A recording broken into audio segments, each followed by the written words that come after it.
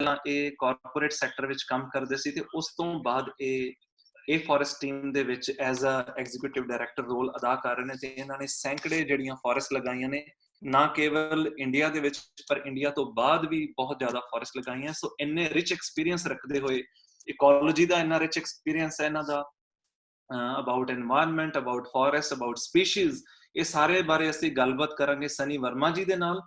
ਉੱਤਰਾਖੰਡ 'ਚ ਜਨਮੇ ਇਸ ਨੌਜਵਾਨ ਵੀਰ ਨੇ ਪੰਜਾਬ ਦੇ ਵਿੱਚ ਜਿਹੜੀ ਗੁਰੂ ਨਾਨਕ ਸੈਕਰਡ ਫੋਰੈਸਟ ਦੀ ਜਿਹੜੀ ਲਹਿਰ ਆਈ ਹੈ, ਮੈਨੂੰ ਯਾਦ ਹੈ ਅਪ੍ਰੈਲ 2019 'ਚ ਅਸੀਂ ਮੇਰੇ ਖਿਆਲ 3 ਜਾਂ 4 ਫੋਰੈਸਟ ਲਗਾਈਆਂ ਸੀ।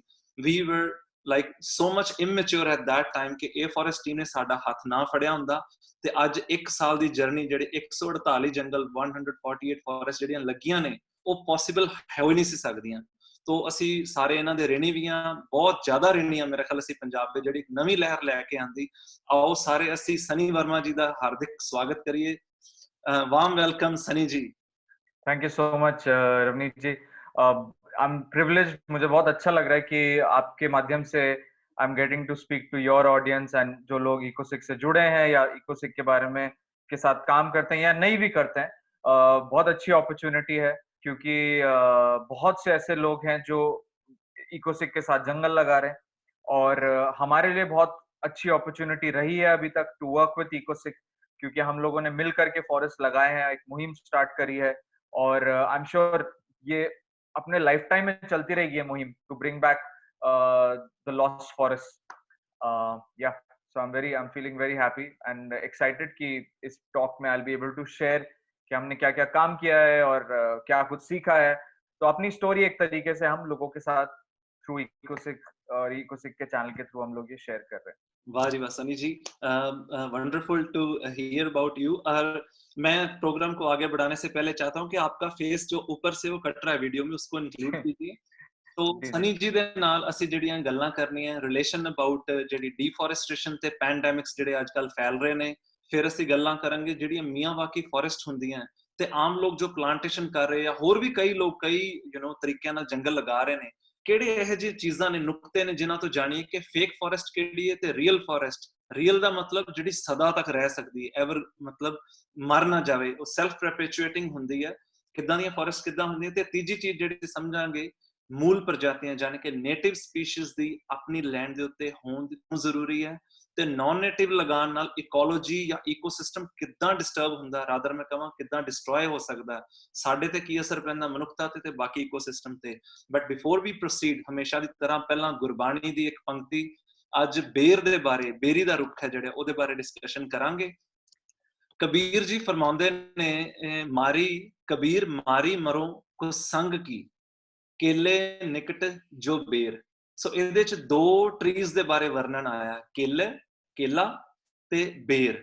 ਸੋ ਇਹ ਦੋਨੇ ਰੁੱਖ ਜਿਹੜੇ ਇਹ ਗੁਰਬਾਣੀ ਦੇ ਵਿੱਚ ਅੰਕਿਤ ਨੇ ਤੇ ਕਬੀਰ ਜੀ ਜਿਹੜਾ ਫਰਮਾਨ ਇਹਦੇ ਚ ਦੱਸ ਰਹੇ ਨੇ, ਇਹ ਅੰਗ 1369 ਪੰਨੇ ਗੁਰੂ ਗ੍ਰੰਥ ਸਾਹਿਬ ਦੇ ਉੱਤੇ ਅੰਕਿਤ ਹੈ। ਬੇਰ ਜਿਹਨੂੰ ਕਿ ਜਿਜੀਪਸ ਮੋਰਿਟਿਆਨਾ ਕਿਹਾ ਜਾਂਦਾ ਹੈ, ਬੇਰੀ ਪੰਜਾਬੀ ਵਿੱਚ ਅਸੀਂ ਆਮ ਤੌਰ ਤੇ ਪੰਜਾਬ ਦੇ ਲੋਕ ਇਹਨੂੰ ਬੇਰੀਆਂ ਕਰਕੇ ਜਾਣਦੇ ਹਾਂ। ਸੋ ਬੇਰੀ ਦੇ ਬਾਰੇ ਜੋ ਦੱਸਣਾ ਚਾਹੁੰਦੇ ਸਾਨੂੰ ਇਸ ਦ੍ਰਿਸ਼ਟਾਂਤ ਤੋਂ ਜਿਹੜਾ ਲੈਸਨ ਦਿੱਤਾ, ਕੁਸੰਗਤ ਤੋਂ ਬਚਣ ਦਾ ਲੈਸਨ ਦਿੱਤਾ। ਸੋ ਮੰਨ ਲਓ ਤੁਸੀਂ ਕੇਲੇ ਵਾਂਗੂ ਇੱਕ ਸੌਫਟ ਜੇ ਮਲੂਕ ਜੇ ਰੁੱਖੋਂ ਜਿਹੜਾ ਕਿ ਹਰਟ ਹੋ ਸਕਦਾ। ਪ੍ਰੀਵੀਅਸ ਸਲਾਈਡ ਹੀ ਰੱਖਣਾ ਜੀ ਸਰ। ਮਲੂਕ ਜਿਹੜਾ ਰੁੱਖ ਹੈ, ਸੋ ਤੁਸੀਂ ਜਦੋਂ ਬੇਰੀ ਦਾ ਜਿਹੜਾ ਉਹਨਾਂ ਨੇ ਦੱਸਿਆ ਨਾ, ਇਹਦੇ ਚ ਨਾਲ ਦ੍ਰਿਸ਼ਟਾਂਤ ਦਿੱਤਾ ਕਿ ਬੇਰੀ ਨੂੰ ਕੰਡੇ ਲੱਗੇ ਹੁੰਦੇ ਆ। ਸੋ ਕੰਡਿਆਂ ਦੀ ਸੰਗਤ ਦੇ ਨਾਲ ਕੇਲੇ ਨੂੰ ਫੱਟ ਲੱਗਦੇ ਨੇ। ਮਾਰੀ ਮਰੋ ਕੁਸੰਗ ਕੀ, केले निकट जो बेर। सर पिछली स्लाइड शेयर करना जी, मैं रिक्वेस्ट करता हूं। सो केले दी ਜਿਹੜੀ ਕੁਸੰਗਤ ਹੈ ਉਹ ਹੁੰਦੀ ਹੈ ਬੇਰ ਦੇ ਕੰਡੇ ਦੇ ਨਾਲ। ਸੋ ਸਾਨੂੰ ਮਹਾਰਾਜ ਨੇ ਕਿਹਾ ਕਿ ਕੰਡੇ ਤੋਂ ਬਚੋ। ਸੋ ਕੰਡਿਆਂ ਵਰਗੇ ਮਨੁੱਖ ਜਿਹੜੇ ਹੁੰਦੇ ਆ, ਜਿਸ ਦਾ ਦਿਲ ਦੁਖਾਉਣ ਵਾਲੇ ਹੁੰਦੇ ਆ, ਭਲੇ ਲੋਕ ਜਿਹੜੇ ਹੁੰਦੇ ਨਿੱਗਰ ਹੁੰਦੇ ਆ, ਕਿਸੇ ਨੂੰ ਦੇਣ ਵਰਗੇ, ਜਿਹੜੇ ਜਿਵੇਂ ਕੇਲੇ ਦਾ ਰੁੱਖ ਹੈ, ਇੱਥੇ ਦੱਸਿਆ ਗਿਆ ਕਿ ਉਹ ਲੋਕਾਂ ਨੂੰ ਫਰੂਟ ਦਿੰਦਾ ਪਰ ਉਹ ਸੌਫਟ ਹੈ, ਪਰ ਉਹ ਫਟ ਜਾਂਦਾ ਕੁਸੰਗਤ ਦੇ ਨਾਲ। ਅਗਲੀ ਤੁਕੇ ਕਹਿੰਦੀ, ਉਹ ਝੁਲੇ ਉਹ ਚੀਰੀਆ ਸਾਕਤ ਸੰਗ ਨਾ ਹੇਰ। ਜਦੋਂ ਝੂਲਦਾ ਨਾ, ਹਵਾ ਚੱਲਦੀ ਹੈ ਤੇ ਬੇਰੀ ਦਾ ਟਰੀ ਜਿਹੜਾ ਹਿਲਦਾ, ਤਾਂ ਉਹ ਕੇਲੇ ਦੇ ਨਾਲ ਰਗੜ ਖਾ ਕੇ ਉਹਦਾ ਕੰਡਾ ਜਿਹੜਾ ਕੇਲੇ ਨੂੰ ਫਾੜ ਦਿੰਦਾ।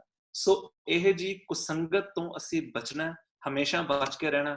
ਸੋ ਇੱਥੇ ਜਿਹੜਾ ਬੇਰੀ ਦਾ ਕੰਡਾ ਹੈ ਉਹਨੂੰ ਸਾਕਤ ਨੂੰ ਕਿਹਾ ਜਾਂਦਾ, ਜਾਂ ਮਨਮੁਖ ਬੰਦੇ ਨੂੰ ਕਿਹਾ ਜਾਂਦਾ, ਜਾਂ ਜਿਹੜੀਆਂ ਸਾਡੀਆਂ ਸੋਚਾਂ ਨੇ ਜਿਹੜੀਆਂ ਉਹ ਰੱਬ ਤੋਂ ਤੋੜਨ ਵਾਲੀਆਂ ਹੁੰਦੀਆਂ, ਉਹ ਕੰਡਿਆਂ ਵਰਗੀਆਂ ਹੁੰਦੀਆਂ।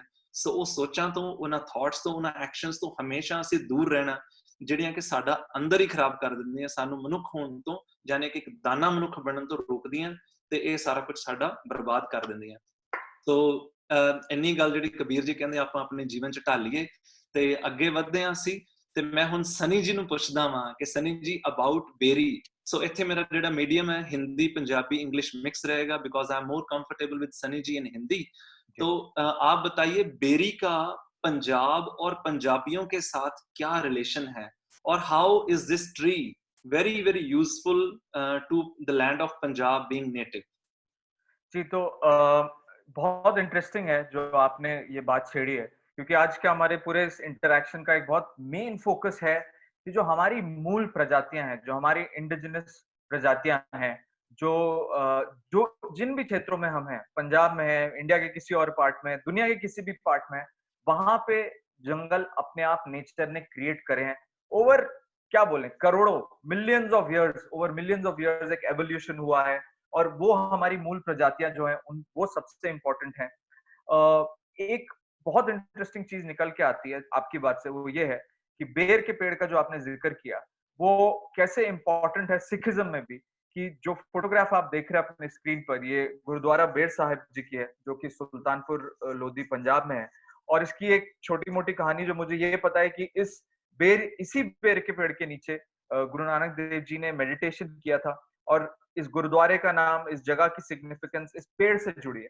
तो इंटरेस्टिंग बात यह है कि ये वो दौर था, वो जमाना था जब प्लांटेशंस उतने नहीं होते थे, क्योंकि जंगल सब जगह थे और हरियाली सब जगह थी, और लोगों का एक कनेक्ट था, जो साधु संत थे, गुरु लोग जो थे, उन लोगों का एक कनेक्ट था, आम लोगों का भी एक कनेक्ट था नेटिव स्पीशीज के साथ। तो ये जो पेड़ है जिजिफिस मॉरिशियाना, जिसके बारे में आपने बात करी, ये बेर की एक वैरायटी है। और बहुत इंटरेस्टिंगली इसका कनेक्शन हमें गुरु नानक देव जी के साथ और सिखिज्म के साथ भी दिखता है। अगर इसके इकोलॉजिकल इंपॉर्टेंस की बात करें तो वो ये है कि ये जाहिर सी बात है बेर का पेड़ है, इसमें फल आते हैं, और बहुत डिफिकल्ट सिचुएशंस में भी बेर का पेड़ ज्यादातर north India, central India, southern India तक बेर की फैमिली के अलग अलग तीन या चार इसके अंदर स्पीशीज हैं जो आपको मिलती हैं। और इसकी खूबसूरती ये है कि ये डिफिकल्ट सिचुएशंस में, डिफिकल्ट क्लाइमेटिक कंडीशंस में, डिफिकल्ट सॉइल कंडीशंस में बहुत हार्डी स्पीशी है, इजीली पैदा हो जाता है, ज्यादातर छावदार रहता है और छाया रहती है इसमें, ज्यादातर एवरग्रीन रहता है, कम पानी में भी, इसलिए ये पेड़ों को और ये पक्षियों को और लोगों को छाया भी देता है। और इसका जो फ्रूट है इज न्यूट्रिशियस।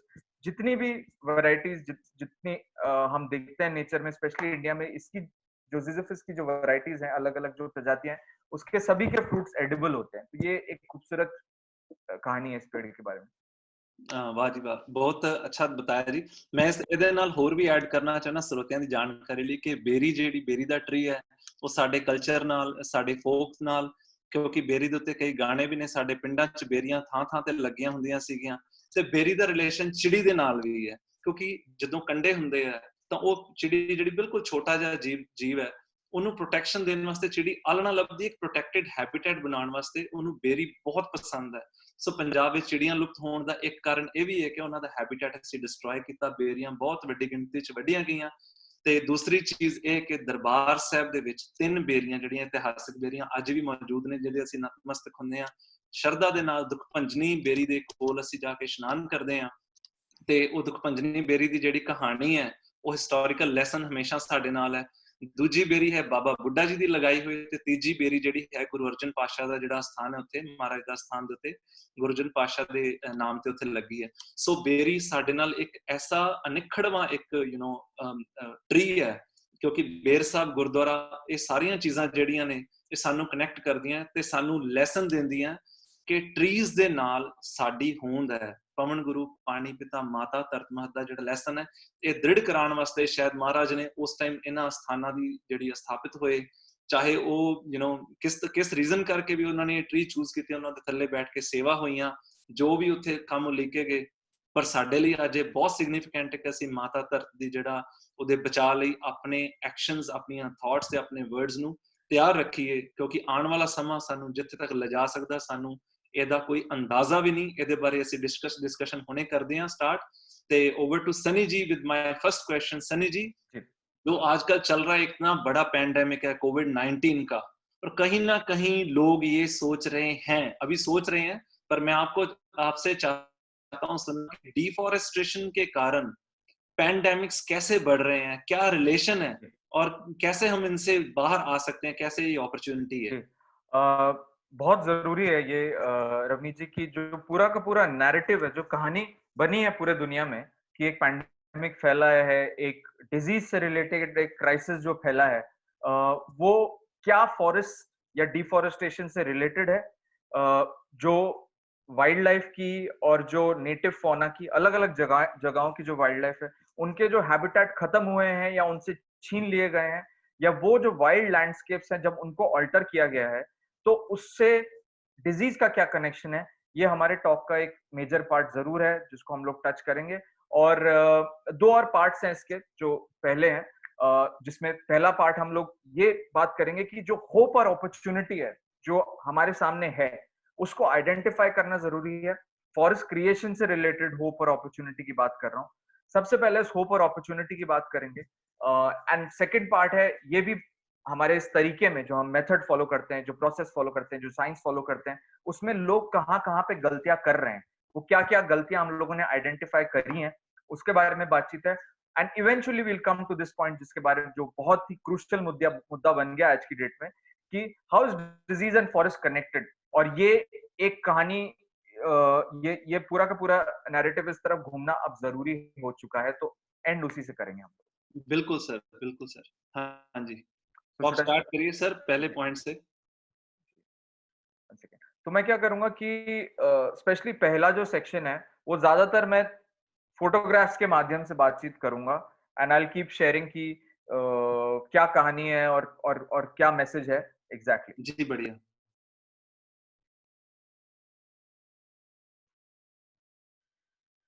तो जो होप और अपॉर्चुनिटी की हमने बात करी, उसकी शुरुआत करेंगे हम इस स्टेटमेंट से कि the best time to bring back a lost forest is now. मतलब हमें जो जंगल वापस लाने हैं, वो अभी से वो काम शुरू हो जाना चाहिए। The best time is now. We, which is a forest, we are on a mission to bring back our lost forest. Ecosic is on a mission to bring back lost forest. And इस mission में ज्यादा से ज्यादा लोगों को जोड़ना है। तो अभी जो आने वाले स्लाइड के बाद जो मैं फोटोग्राफ दिखाऊंगा, वो इस चीज पर फोकस कर रहे हैं कि कहाँ कहाँ पर हमने लैंड टू फॉरेस्ट का ट्रांसफॉर्मेशन किया है, कहाँ कहाँ पे हमारी जो मेथड है, हमारी जो पद्धति है, उसको कहाँ कहाँ पे उसका प्रूफ ऑफ कॉन्सेप्ट हम लोगों ने बनाया है। तो वो कुछ एग्जांपल्स आपके साथ शेयर करूंगा। ये पहली फोटोग्राफ है, आनंद वन करके एक संस्था है। बाबा आमटे का नाम बहुत से व्यूअर्स ने सुना होगा।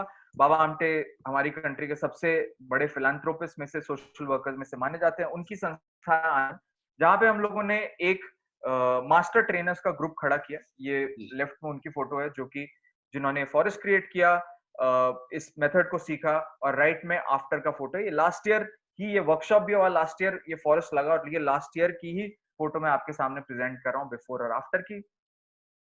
उन्हीं लोगों के साथ हम लोगों ने एक और बड़ा ग्रुप क्रिएट किया जिसमें स्टूडेंट्स इन्वॉल्व हुए, और आनंद वन में ही, महाराष्ट्र में आनंद वन में ही इसी फॉरेस्ट के नजदीक एक बड़ा फॉरेस्ट बनाया जहां पे 13,000 प्लस नेटिव ट्रीज लगाए, 71 इंडिजिनस स्पीशीज, 71 मूल प्रजातियां। पूरा का पूरा काम हमारा सफल तभी है अगर हम पूरी की पूरी प्रेरणा और पूरी की पूरी सीख इन जगहों के लोकल जंगलों से ले रहे हैं, तभी हम लोग नेटिव और इंडिजिनस स्पीशीज को प्लांट कर पाएंगे। बिना जंगल में जाए हम नेटिव और इंडिजिनस प्लांट नहीं कर पाएंगे, बिना जंगल से सीखे हम लोग फॉरेस्ट रिक्रिएट नहीं कर पाएंगे।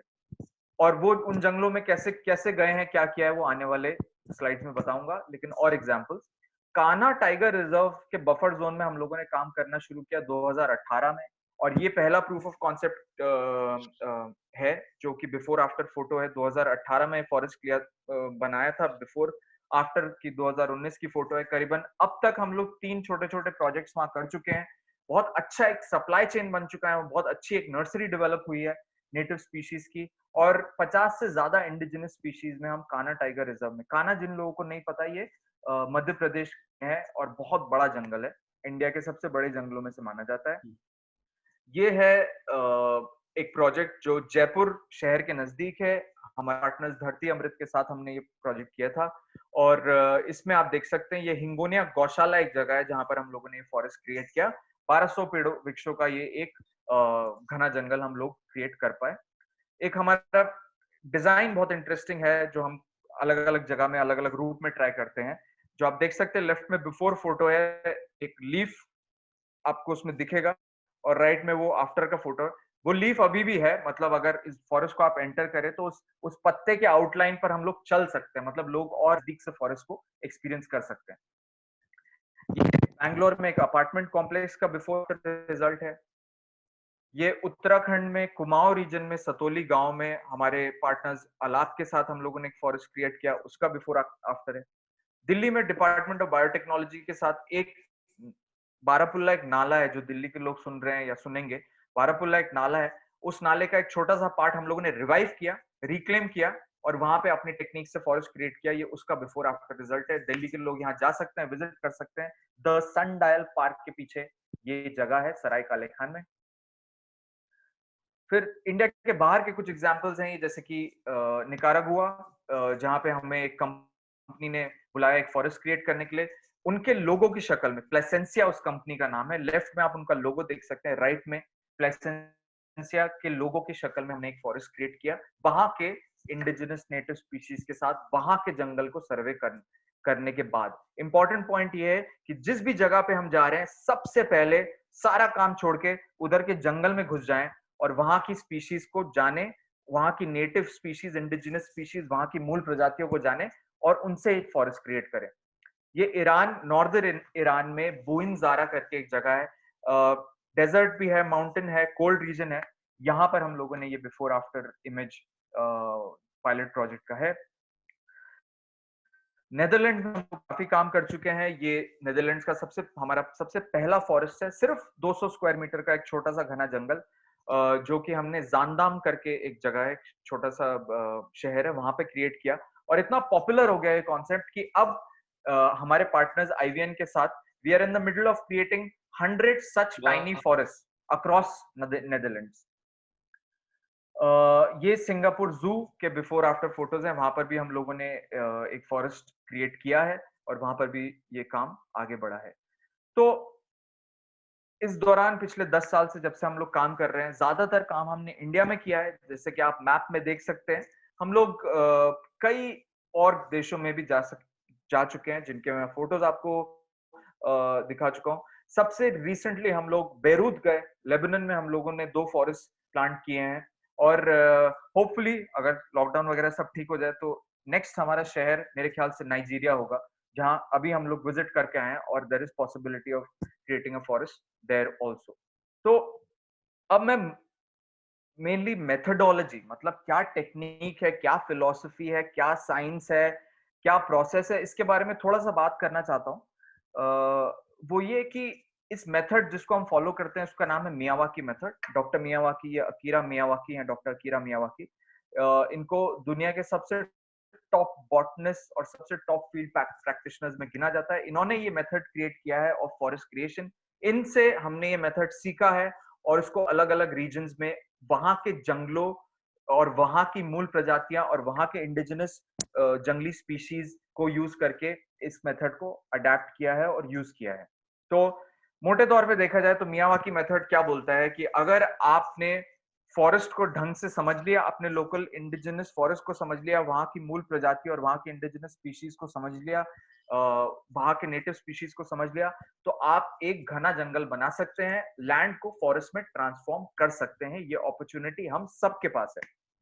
तो बहुत ज्यादा मेथड के डिटेल में नहीं जाके जो इसकी जो कोर प्रिंसिपल है, जो फाउंडिंग प्रिंसिपल, जो इसका फाउंडेशन है, उस पर फोकस करता हूं कि मेथड ये बोलता है कि हम लोग इस मेथड से एक mixed dense multi layered forest create कर सकते हैं, मतलब बहुस्तरीय जंगल। अगर आप में से कई लोग इसके बारे में सोचें और इस पिक्चर को दिमाग में रखें, तो जब आप फॉरेस्ट में जाएंगे, असली फॉरेस्ट में, आप वहां रियलाइज करेंगे कि असली फॉरेस्ट में जहां पे मूल प्रजातियां अपने आप उगती हैं, अपने आप प्रोपोगेट होती हैं, आपको अलग अलग लेयर्स पे, अलग अलग स्तर पे प्रजातियां मिलती हैं, स्पीशीज मिलती हैं। तो उसमें एक सबसे टॉप की लेयर होगी ज्यादातर कैनोपी लेयर, सबसे एक निचली लेयर होगी श्रब लेयर, और बीच में आपको ट्री और सब ट्री लेयर मिलेंगे।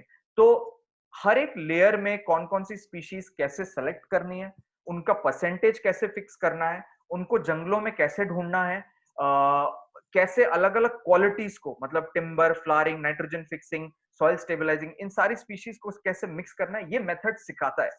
लेकिन मेथड कैसे क्या सिखाता है, वो सारे व्यूअर्स, लिसनर्स ऑनलाइन भी पढ़ सकते हैं। हमारी मेथोडोलॉजी ओपन है, अलग अलग फॉर्म्स में, वीडियोस में, डॉक्यूमेंट, रिटन डॉक्यूमेंटेशन में इजीली अवेलेबल है लोगों के लिए। लेकिन इस चीज पर अब फोकस करना बहुत जरूरी हो गया है कि जो मेन फिलोसफी है ये सबको समझ में आ रही है या नहीं। तो उसके कुछ एग्जांपल्स देना चाहूंगा आपको कि वो जो मेन फिलोसफी कि जंगल में जाओ, नेटिव स्पीशी ढूंढो, नेटिव स्पीशी को समझो, इंडिजिनस स्पीशी को समझो, और उन्हीं से फॉरेस्ट रिक्रिएट करो। तो उसके एग्जांपल्स आपके साथ शेयर करूंगा। यह अलवर शहर, अलवर शहर एक बिजी शहर है, दिल्ली से ज्यादा दूर नहीं है, जयपुर से भी ज्यादा दूर नहीं है। वहां एक कंपनी ने हमें फॉरेस्ट क्रिएट करने के लिए बुलाया, तो हम वहां गए और हमने देखा कि आसपास तो कोई भी फॉरेस्ट नहीं है। लेकिन जब ढूंढा तो वहां एक किला मिला हमको जिसका नाम है बाला किला, और बाला किला के आसपास का ये जंगल है। आप देख सकते हैं कि इस फोटो में ये जंगल कितना बड़ा लग रहा है। तो जब हम किले पे गए, पहुंचते पहुंचते एक बहुत बड़ा जंगल हम लोग क्रॉस कर चुके थे, जहां पे शहर के कोई लोग नहीं थे।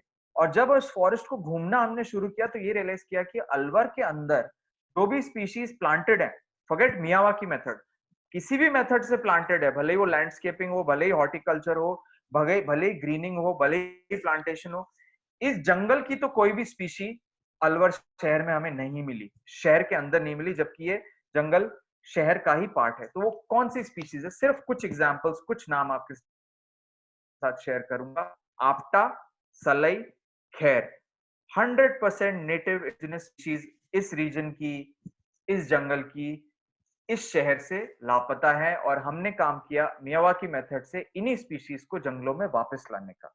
जो अलवर में फॉरेस्ट प्लांट किया वो इन स्पीशीज से, और बहुत सारी स्पीशीज जो हमें वहां पे मिली उनसे हमने बनाया।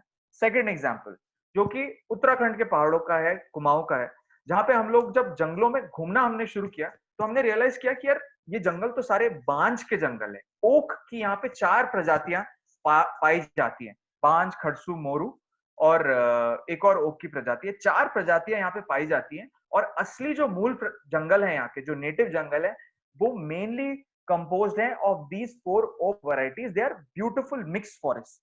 और प्रॉब्लम कहाँ पे है, तो आप जंगल की जमीन को अगर वहां पे देखें, ये मुक्तेश्वर के पास वहीं पे उसी के नजदीक एक जगह है, जमीन को अगर देखें तो आपको इस फॉरेस्ट की जमीन पे बांज के ये बीज मिलेंगे। लेकिन प्रॉब्लम यहाँ जो है वो ये है कि इन मिक्स्ड फॉरेस्ट के आसपास बहुत सारे चीड़ के जंगल बनाए गए हैं by the Britishers and after Britishers by Indians. तो हमने चीड़ को लाया, फैलाया, और इसलिए क्योंकि लकड़ी की जरूरत थी या जो भी थी, लेकिन हमने लोकल इकोसिस्टम, जो बांज का इकोसिस्टम है, उसको नहीं रिवाइव किया। हमने चीड़ के जंगल बनाने वहां पे शुरू किए। चीड़ के जंगल ही वो जंगल है जहां, जिसकी वजह से पूरे उत्तराखंड में हर साल आग लगती है, क्योंकि चीड़ की जो नीडर है वो सूखती है, बहुत जल्दी आग पकड़ती है। और पूरे पूरे कई कई पहाड़ एक साथ आपको जलते हुए दिखेंगे उत्तराखंड में गर्मियों में। वो टाइम आने ही वाला है, and it's a dreadful time. वो आग वो आग इन नॉन नेटिव प्लांटेशंस में है, लेकिन वो आग वहां के dense multi layered oak forest में, बहुस्तरीय बांज के जंगलों में वो आग नहीं पहुंचती है। तो ये बहुत बड़ी सीख है। करते करते हम लोग जब कान्हा पहुंचे, कान्हा का मैं एग्जाम्पल भी आपको दे रहा था, तो कान्हा जो है मध्य प्रदेश में है। कान्हा पहुंचने के लिए आप कई शहर मध्य प्रदेश के क्रॉस करते हैं। हो सकता है आप जबलपुर क्रॉस करें, हो सकता है भोपाल से आए। आप देखेंगे अगर इन शहरों में वो सब कुछ नहीं है जो जंगलों में है। कान्हा का जंगल, जिसपे प्रदीप किशन जी ने जंगल ट्रीज ऑफ सेंट्रल इंडिया लिखी है, जिसपे इतना अध्ययन हुआ है, उन जंगलों की प्रजातियां इंडिया में छोड़ दीजिए, आप कहीं और सेंट्रल इंडिया में, मध्य प्रदेश में ही नहीं लगाई जा रही है। तो वो कौन सी प्रजातियां, उसके कुछ एग्जाम्पल दे रहा हूं आपको, जो शायद कुछ लोगों ने सुनी हो, बहुत से लोगों ने शायद ना सुनी हो। कुल्लू गोस्ट ट्री, बहुत खूबसूरत नेटिव ट्री है। हल्दू नेटिव ट्री है, जिसकी लकड़ी पहले यूज की जाती थी, अब थोड़ी रोक है इस पे, इसकी लकड़ी काटने पे।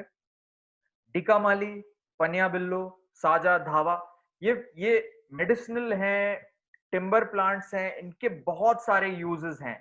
साजा की पूजा की जाती है, वहां के जो आदिवासी लोग हैं वो इसकी पूजा करते हैं। तो कहने का मतलब ये है कि ये प्रजातियां हमारे अर्बन स्पेसेस में से जैसे जैसे गायब होती जा रही हैं, हमारा और जंगलों का डिस्कनेक्ट बढ़ता जा रहा है।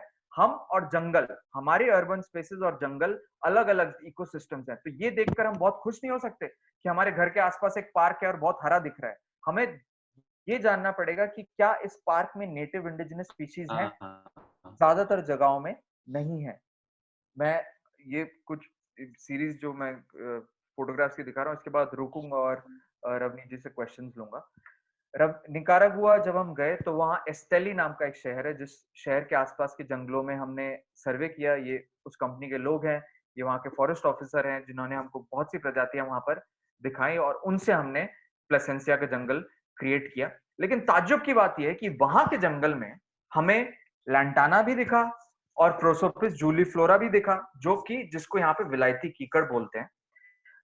ये दोनों ही स्पीशीज, दोनों ही मैं बोलूंगा फिर से, लैंटाना और प्रोसोपिस, जो कि हमें निकारागुआ के जंगलों में बहुत अच्छी तरह बैलेंस तरीके से उस इकोसिस्टम में दिखा, उगते हुए, फैलते हुए नहीं, बहुत ही इंटरेस्टिंग कॉम्प्लीमेंटिंग रोल प्ले करते हुए उगते हुए दिखा।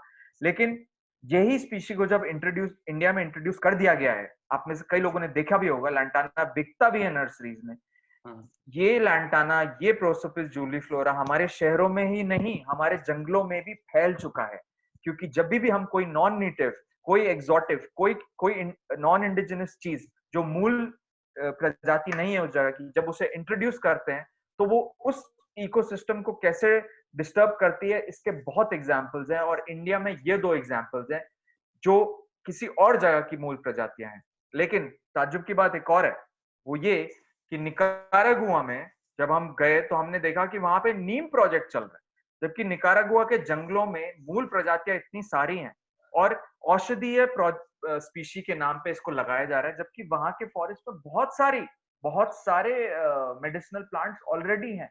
तो ये एक्सपेरिमेंट जो हुआ है कि किसी और देश की स्पीशी को यहाँ ट्राई किया जाए, किसी और रीजन की स्पीशी को अपने रीजन में ट्राई, उससे इकोसिस्टम्स बर्बाद हुए हैं।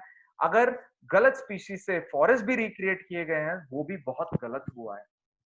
और ये हम लोगों ने भी विथ टाइम इस चीज को सीखा है। लैंटाना पे इस तरह के न्यूज आर्टिकल्स भी हैं कि कैसे इसको जो लोकल फौना है, डियर वगैरह, इसको नहीं खाते हैं, और अगर खाते हैं तो वो बीमार पड़ जाते हैं। अब एक बहुत इंटरेस्टिंग एक और एग्जांपल, एक नेटिव और नॉन नेटिव वीड में आपको दिखाता हूँ कि ये कान्हा की तस्वीर है, कान्हा के जंगल की तस्वीर है। लेफ्ट में आप देखेंगे कि एक डियर जो बैठा हुआ है, ये वहां की वाइल्ड ग्रास के बीच में बैठा है। ये उस वाइल्ड ग्रास को खाता है, ये उसका खाना भी है और उसका रेफ्यूज भी है। शेर से छुपता है, छांव इसको मिलती है, ठंडक मिलती है, ये बैठा है। लेकिन इसी जंगल में, कान्हा के इसी जंगल में एक इन्वेजिव स्पीशी घुस गई है पिछले 30 साल के लिए, जिसको विलायती तुलसी बोलते हैं। ये हमारी देसी तुलसी नहीं है, विलायती तुलसी है, हिप्टिस सोवियोलेंस। इसका भी एक स्टोरी ये है कि 100 साल से भी ज्यादा ब्रिटिशर्स ने इंट्रोड्यूस किया था, बहुत बिका।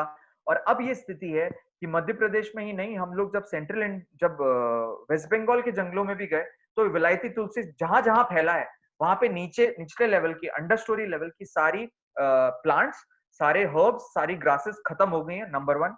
नंबर 2, जो ये जो प्रजाति है विलायती तुलसी है, और लैंटाना भी है यहाँ पे जो फैल चुका है, इसको यहाँ के डियर नहीं खाते हैं। मतलब ये धीरे धीरे धीरे करके, हो सकता है हमारे लाइफ टाइम में बहुत ज्यादा जंगल का पार्ट ये ले लें, तो जो बचेगा इसके लेने के बाद वो जंगल नहीं रहेगा। तो कहीं ना कहीं हम लोगों का ही हाथ है इन इन्वेजिव नॉन नेटिव जो मूल प्रजाति नहीं है उनको इंट्रोड्यूस करने में, और उससे हमें बहुत ज्यादा बचने की जरूरत बढ़ती जा रही है।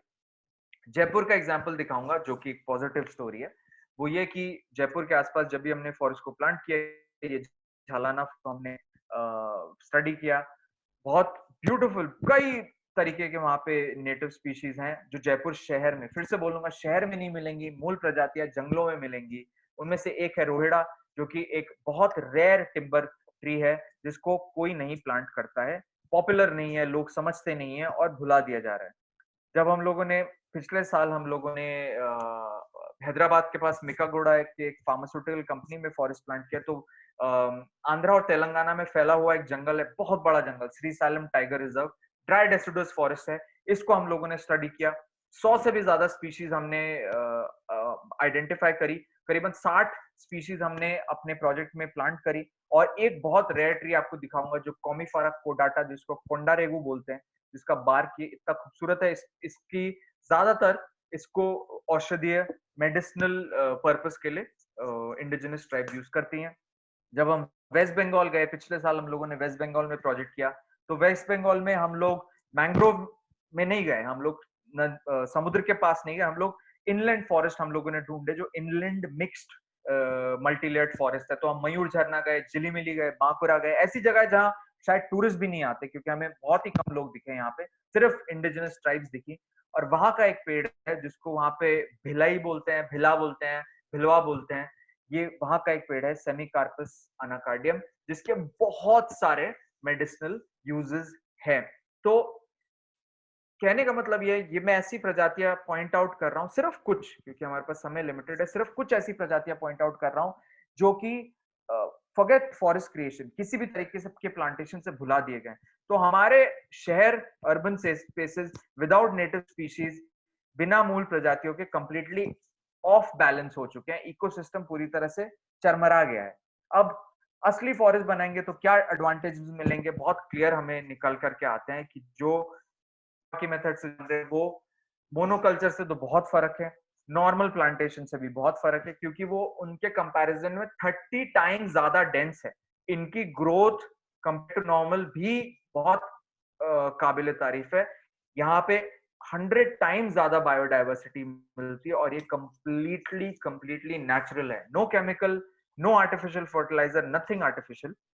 और कुछ एडवांटेजेस, असली जंगलों के कुछ एडवांटेजेस आपको दिखा देते हैं कि ये तस्वीर है, ये रीडिंग्स हैं, ये स्टडी है आनंदवन की, जहां पे हमने जंगल की जमीन की का जब टेम्परेचर नापा तो वो आया 28.5 डिग्री। ये मई जून की गर्मी है, जब इस एरिया में 45 डिग्री से ज्यादा टेम्परेचर जाता है। बाहर की जमीन, मुश्किल से 50 मीटर दूर, जब बाहर की जमीन को हमने उसका टेम्परेचर नापा तो 42.7 डिग्रीज। क्लियरली ये दिखता है हमको कि अगर हमें शहरों का हीट आइलैंड इफेक्ट जिसको बोलते हैं, अगर उसको खत्म करना है, तो उसका एक सिंपल सोल्यूशन ये है कि जंगलों को वापस लेकर के आओ। नहीं तो आप कितने एसीज लगाओगे, कितनी और हीट जनरेट करोगे, हीट अपने कमरों की हीट कम करने के लिए। सेकेंडली, मॉइस्चर डिफरेंस देखिए कि जंगल के अंदर 75% मॉइस्चर है, जंगल के बाहर 32% मॉइस्चर है।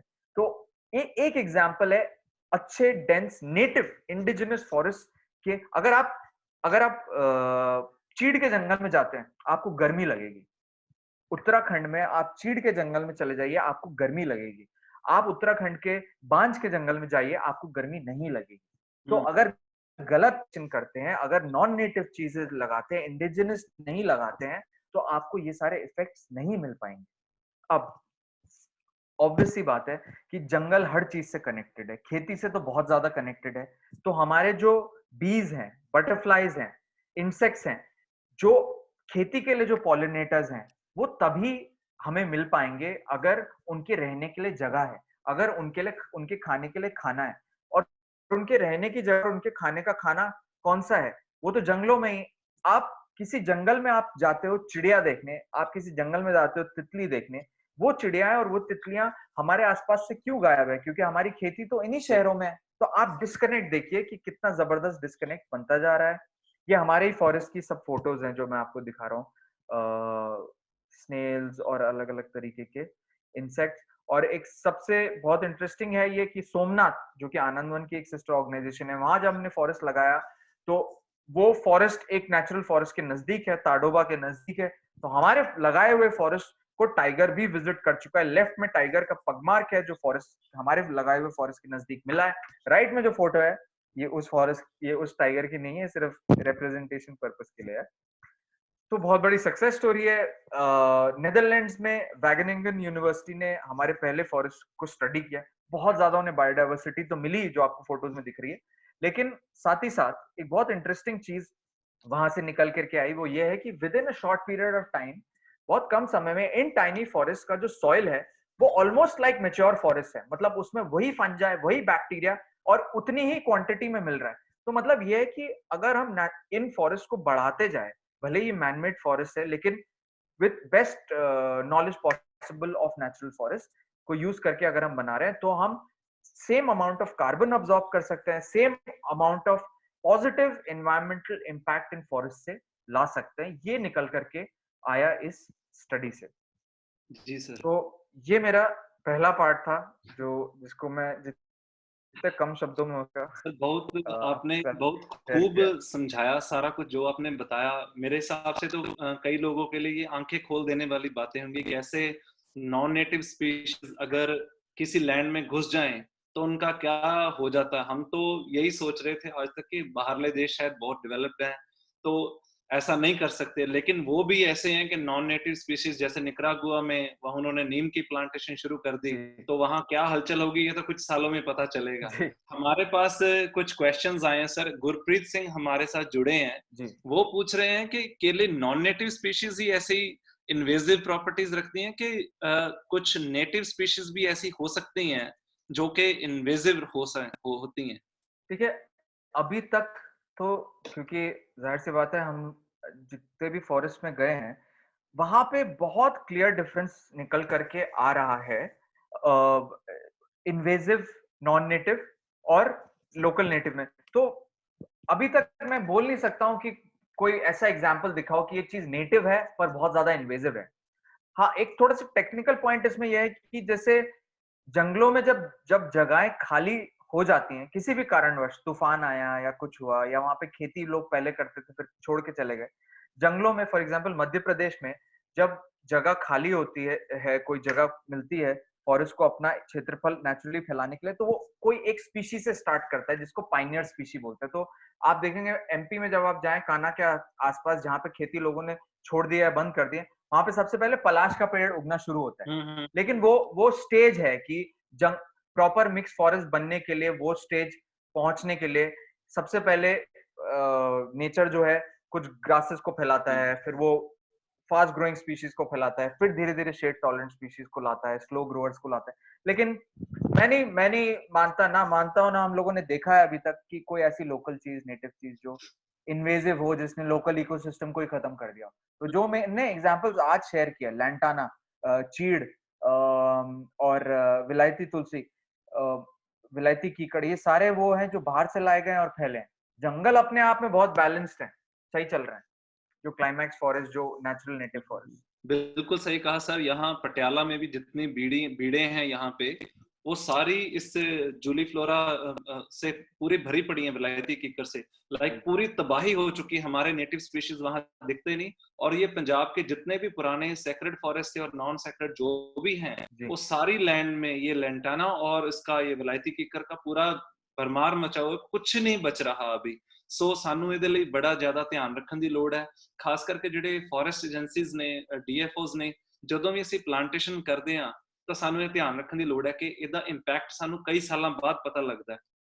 ਸੋ नॉन नेटिव ਜਿਹੜੀਆਂ स्पीशीज ने, चाहे किसी भी रीजन, सर ये क्वेश्चन मेरी तरफ से है, लोग नॉन नेटिव स्पीशीज ये फॉरेस्ट कंपनी जो है अपनी है, फॉरेस्ट एजेंसीज है, फॉरेस्ट डिपार्टमेंट है, ये इंट्रोड्यूस करते ही क्यों है? जी जी, देखिए इसका इमीडिएट मतलब मेरे पास भी इसका जवाब नहीं है, लेकिन अलग अलग दौर होते हैं। जैसे हमारी जरूरतें पहले अलग थी, नीड्स अलग थी, प्रायोरिटीज अलग थी। तो एक बहुत लंबा समय फॉरेस्ट डिपार्टमेंट का निकला इसी में कि वो टिम्बर की प्लांटेशंस उन्होंने बहुत ज्यादा कर दी, या फिर कोई एक अगर किसी आप एक नेटिव को निकाल करके उसे सब जगह फैला देते, जैसे टीक, ज्यादातर teak eastern part of India से लाया गया, ज्यादातर neem eastern part of India, अगर उसको भी ला करके आप फैला देते हैं किसी भी रीजन से, वो भी गलत है। तो उन्होंने क्यों किया, ये रीजन मेरे को बहुत क्लियर नहीं है। और इसलिए भी हो सकता है क्योंकि बहुत ज्यादा फॉरेस्ट्री का फोकस है ऑन प्रोड्यूस, कमर्शियल, कि आप कितनी लकड़ी निकाल सकते हैं, कितना फल निकाल सकते हैं, कितनी औषधि निकाल सकते हैं।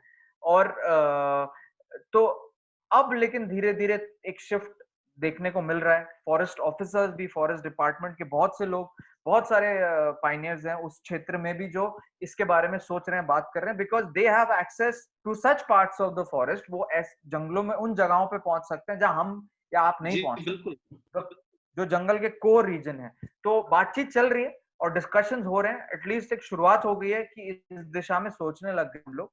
एंड आई थिंक हम लोग बहुत अच्छी कंफर्टेबल पोजीशन में, स्पेशली इंडिया, क्योंकि यहाँ इतने ज्यादा नेटिव फॉरेस्ट बचे हैं। नेटिव फॉरेस्ट बचे हैं मतलब यहाँ पे मदर ट्रीज बचे हैं जिनके बीच कट करके पौधे बनाए जा सकते हैं, जंगलों से जंगल की प्रजातियों को शहरों में लाया जा सकता है। वो सारा काम हो सकता है क्योंकि जंगल तो है, शुरुआत हुई है, देखते हैं क्या होता है। अपने लाइफ टाइम का काम है। मेरा भी यही मानना है कि सर जो ये डीएफओ लोग हैं, ये फॉरेस्ट डिपार्टमेंट, बहुत पढ़े लिखे लोग हैं, बहुत सियाने लोग हैं, ये लोग समझते हैं, पर कई पॉलिसीज ऐसी होती हैं जो ऊपर से ऑर्डर आते हैं तो उनको ये काम करना पड़ता है।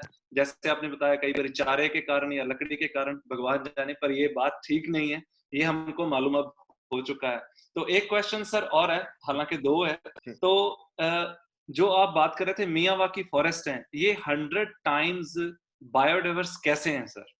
ये हम देखिए व्यूअर्स के साथ शेयर करना चाहते हैं। देखिए बायोडायवर्सिटी का मतलब क्या है, ये इंपॉर्टेंट है। बायोडायवर्सिटी का मतलब ये है कि सबसे पहली जो डाइवर्सिटी है वो किस में आ रही है, जब हम मिक्स फॉरेस्ट लगा रहे हैं, मिक्स डेंस नेटिव फॉरेस्ट लगा रहे हैं और 4 लेयर्स में काम कर रहे हैं, 4 बहुस्तरीय जंगल में 4 लेयर्स पे काम कर रहे हैं। तो सबसे पहले तो नॉर्मल प्लांटेशन और इसमें डिफरेंस ही है कि डाइवर्सिटी कैसे बढ़ गई। जहां आप 2 स्पीशीज लगाते हो और वो भी कोई सी भी नॉन नेटिव लगा रहे हो, वहां हम 30, 40, 50, 60 से, जैसे आपने देखा आनंद वन में हमने 70 से ज्यादा स्पीशीज लगाई। बिल्कुल सर। तो एक डाइवर्सिटी तो वहां से आ गई। अब अगर हर प्रजाति को हम देखें, वो अपने साथ हर स्पीशी अलग अलग तरीके की चींटियां, अलग अलग तरीके के इंसेक्ट्स, अलग अलग तरीके के स्पाइडर्स, अलग अलग तरीके के बटरफ्लाईज, अलग अलग तरीके की चिड़िया, कितनी सारी डाइवर्सिटी हर स्पीशी लेकर के आती है। तो मतलब कहने का मतलब ये कि अगर मैं सेमल का पेड़ लगा रहा हूँ, तो सेमल के पेड़ में एक तरीके की मधुमक्खी आती है जिसका शहद इकट्ठा होता है, ठीक है। हम्म। कसई का अगर एक पेड़ मध्य प्रदेश में लगता है, उसमें 13, 14 या 15 प्रजाति, कुछ ऐसा नंबर है, उससे भी ज्यादा प्रजातियों की बटरफ्लाईज आती हैं।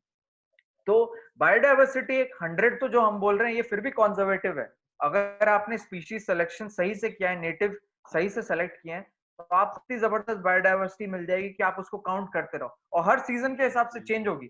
मतलब गर्मी में जो इंसेक्ट्स, जो कीड़े, जो चीजें आपको अपने नेटिव फॉरेस्ट में मिलती हैं, वो किस समय में कुछ और मिलेगा। ये सब नेचर का साइकिल है। जो मैंने आपको फोटो दिखाई, वो एक रेड माइट की जो फोटो दिखाई, जो फंजा पे बैठा हुआ था, कहाँ से आ गए, इन्हें कहाँ से खबर मिल गई, वो सब नेचर का काम है। That is the magic of nature. वो उतना अपने को समझ भी नहीं है। लेकिन जहां हम ऐसी जगहों पे हमने फॉरेस्ट क्रिएट किए जो बिल्कुल डेड और बैरन थे, जहाँ पे चींटी भी नहीं घूमती थी, और अब अगर हम देखें वहां पे, तो वहां चींटियां, स्पाइडर, सब कुछ मिलता है। तो दीज आर द इंडिकेटर्स।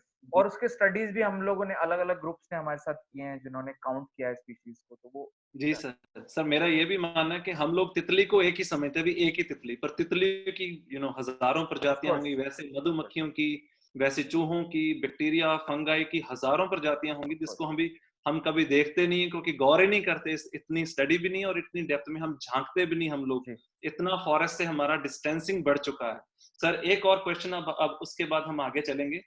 जो हम फॉरेस्ट लगाते हैं शहरों में, अर्बन फॉरेस्ट लगाते हैं, या फिर फैक्ट्रियों के आसपास आप लगा रहे हैं, कहीं दिल्ली में लगा रहे हैं, चौक में लगा रहे हैं, जो लोग यहाँ रहते हैं, इनके करीब रहते हैं, चाहे एक कॉर्पोरेट फैक्ट्री है, उसके इर्द गिर्द आप लगाते हो फॉरेस्ट, उनको क्या फायदा होता है? जैसे आपने किसी मोहल्ले में लगाए, किसी बिल्डिंग के पास लगाई, उन लोगों को क्या फायदा होता है? क्यों लगवाएं देखिए, ये लोग आपको याद होगा फॉरेस्ट? कि मैंने एक फोटो दिखाई थी इसमें प्रेजेंटेशन में, जहाँ पे वो हीट डिफरेंस हमने दिखाया है कि हाँ जी। जंगल की जमीन और बाहर की जमीन में कितना ज्यादा टेम्परेचर डिफरेंस है, कितना ज्यादा मॉइस्चर डिफरेंस है।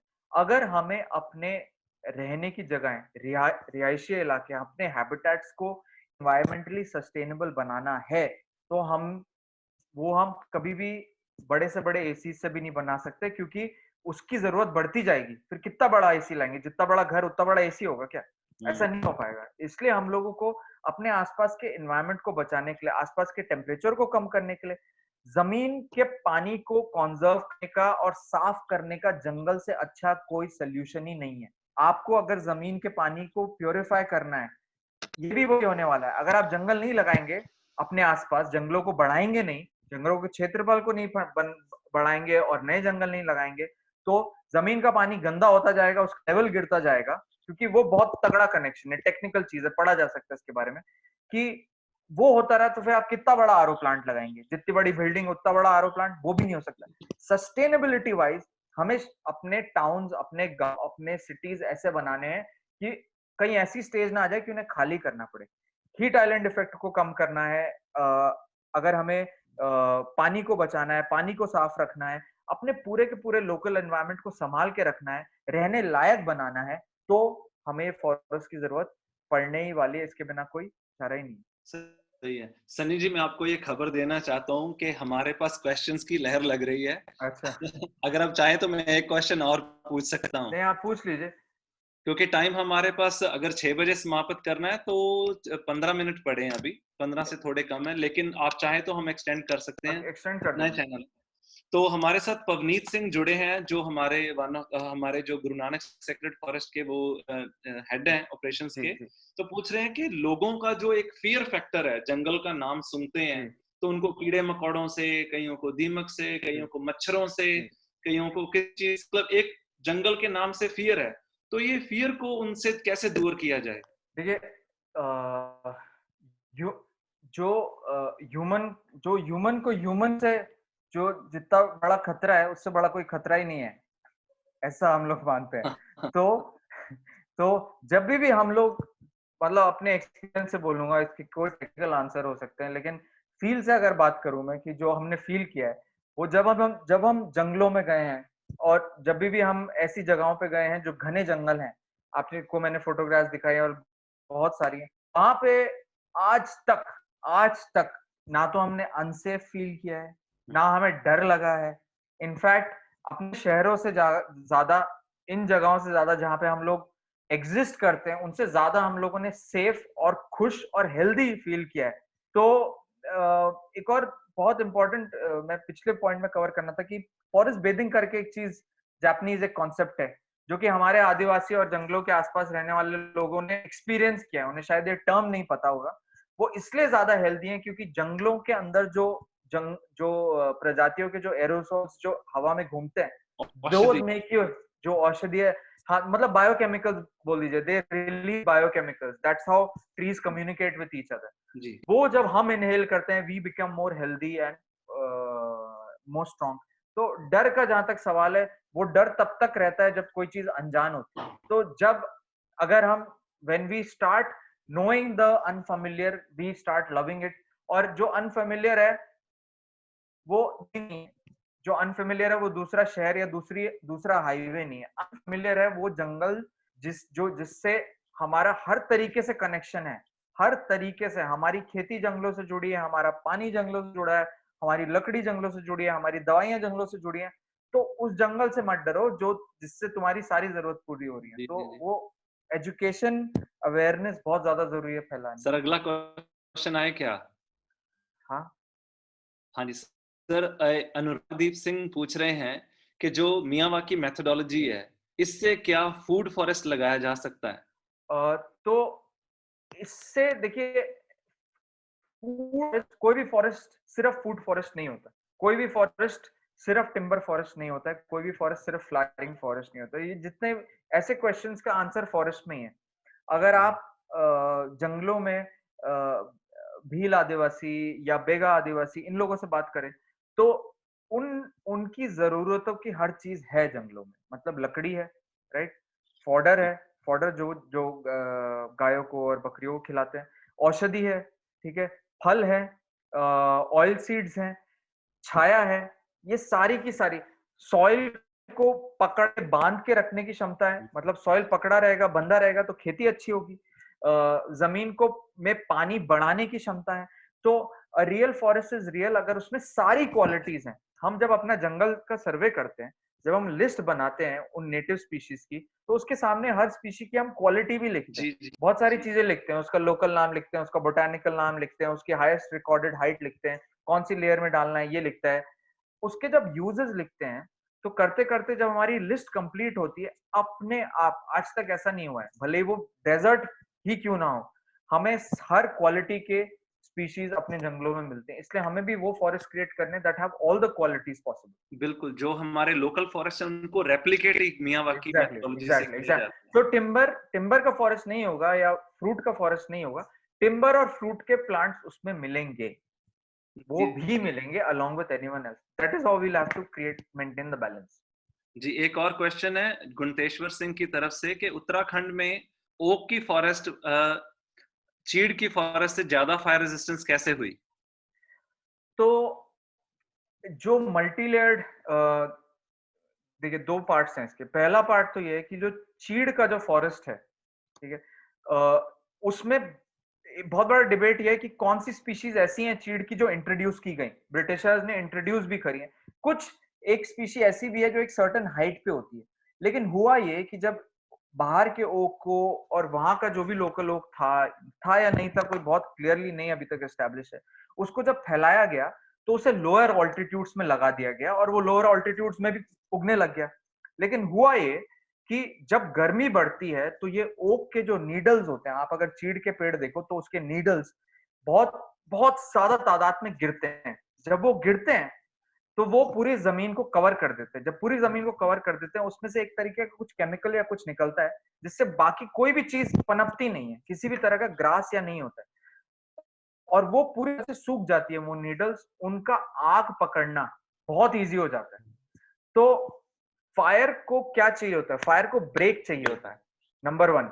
वो ब्रेक नहीं मिलता है चीड़ के जंगल में। आप एक एक तिनका, एक माचिस को फेंक देंगे, वो पूरा का पूरा चीड़ का पहाड़ 1 घंटे के अंदर जलने लग जाएगा। लेकिन मिक्स्ड ओक फॉरेस्ट में नमी होती है, सही है। क्योंकि मिक्स्ड ओक फॉरेस्ट में छाया बहुत ज्यादा होती है।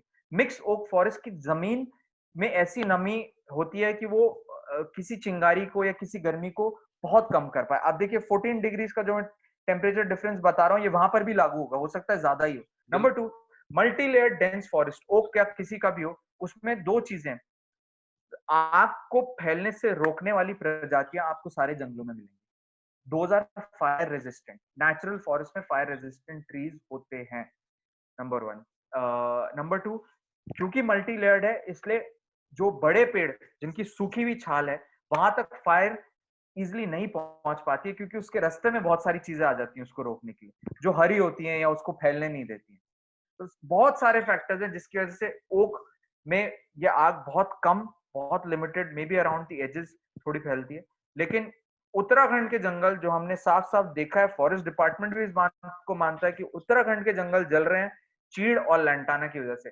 चीड़ और लैंटाना साफ हो जाएगा और मिक्स फॉरेस्ट को उन जगहों पे लेके आया जाए, अगर वापस लेकर के आ गए तो जंगलों में आग नहीं लगेगी।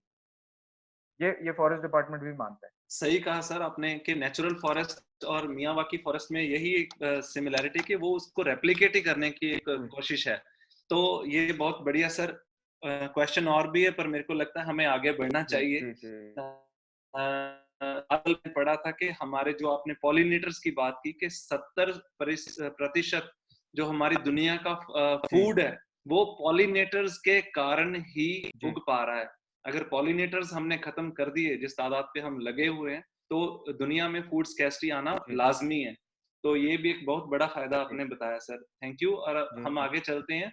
जो एक मेजर क्वेश्चन है, टॉपिक है आज का, कि रियल फॉरेस्ट और फेक फॉरेस्ट का अंतर क्या है। सच्चे जंगल जो हमेशा के लिए रहेंगे और जो झूठ जंगल है, फेक जंगल है, इनमें क्या अंतर है जो एकदम से थोड़ा साल तो चले और बाद में खत्म हो सकते हैं? इनका सर अंतर बताइए आप।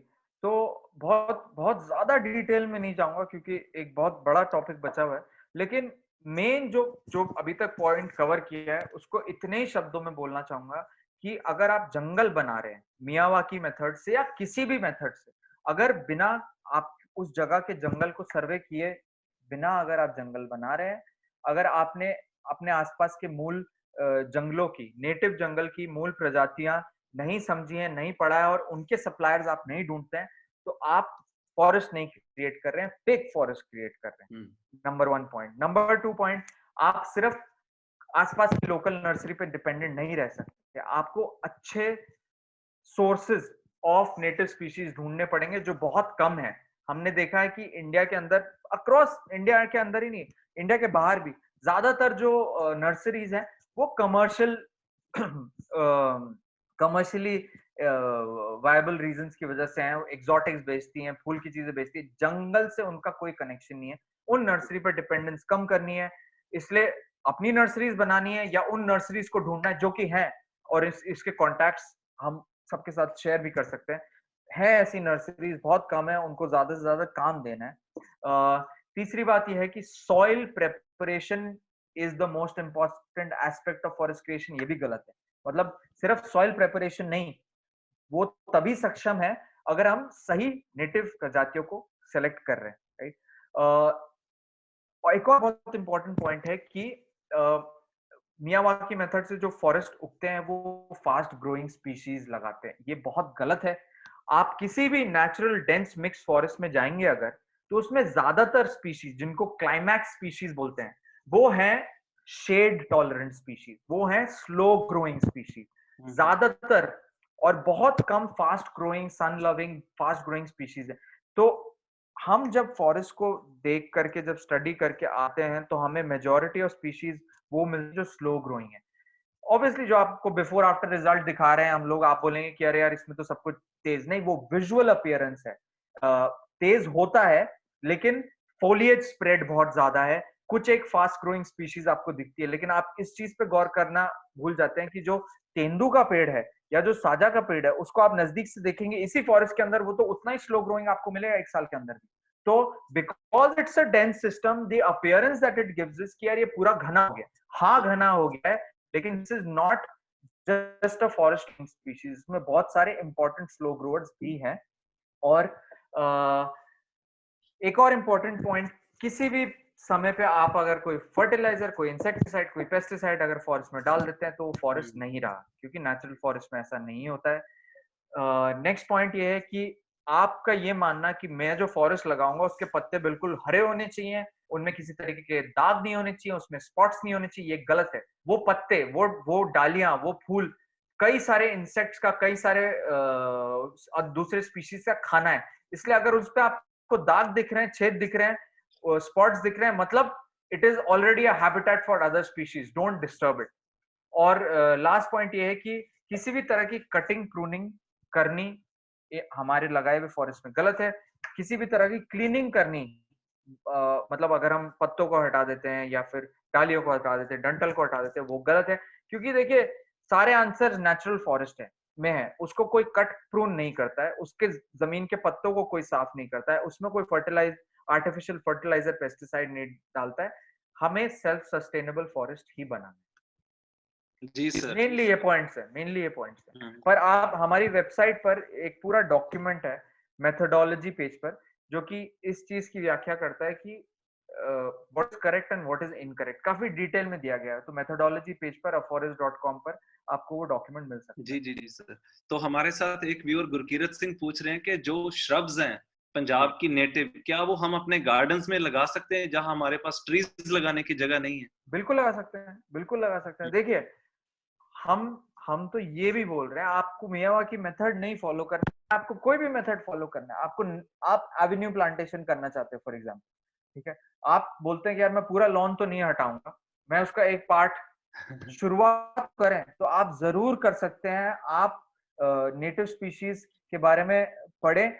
अनडिवाइडेड पंजाब का एक पूरा लिटरेचर है, जो कि पंजाब यूनिवर्सिटी के एक प्रोफेसर ने लिखा है, विच इज अबाउट जब इंडिया डिवाइड नहीं हुआ था, तो पंजाब में जो जो जो संत, जो जो ट्रैवलर्स, जो सूफी पोएट्स जब घूमते थे, उन्होंने जो पेड़ वहां पे देखे, उसके बारे में उसका पूरा लेखा जोखा है।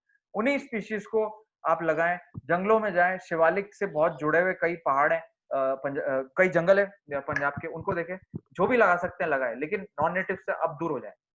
जी जी जी जी। और सर सुखप्रीत सिंह पूछ रहे हैं कि जो हम सिटीज में अर्बन फॉरेस्ट लगाते हैं, क्या उसमें भी वैसी ही बायोडाइवर्सिटी हमें मिल सकती है जैसे कि जंगल में होती है? बिल्कुल, अपने करीब जा सकते हैं हम? बिल्कुल बिल्कुल। देखिए मेन पर्पस तो ये है कि एक छोटे फॉरेस्ट से नहीं होगा। तो देखिए जैसे मैंने आपको दिखाया कि हम 135 फॉरेस्ट लगा चुके हैं, इकोसिक 100 प्लस फॉरेस्ट लगा चुका है, इससे नहीं होगा।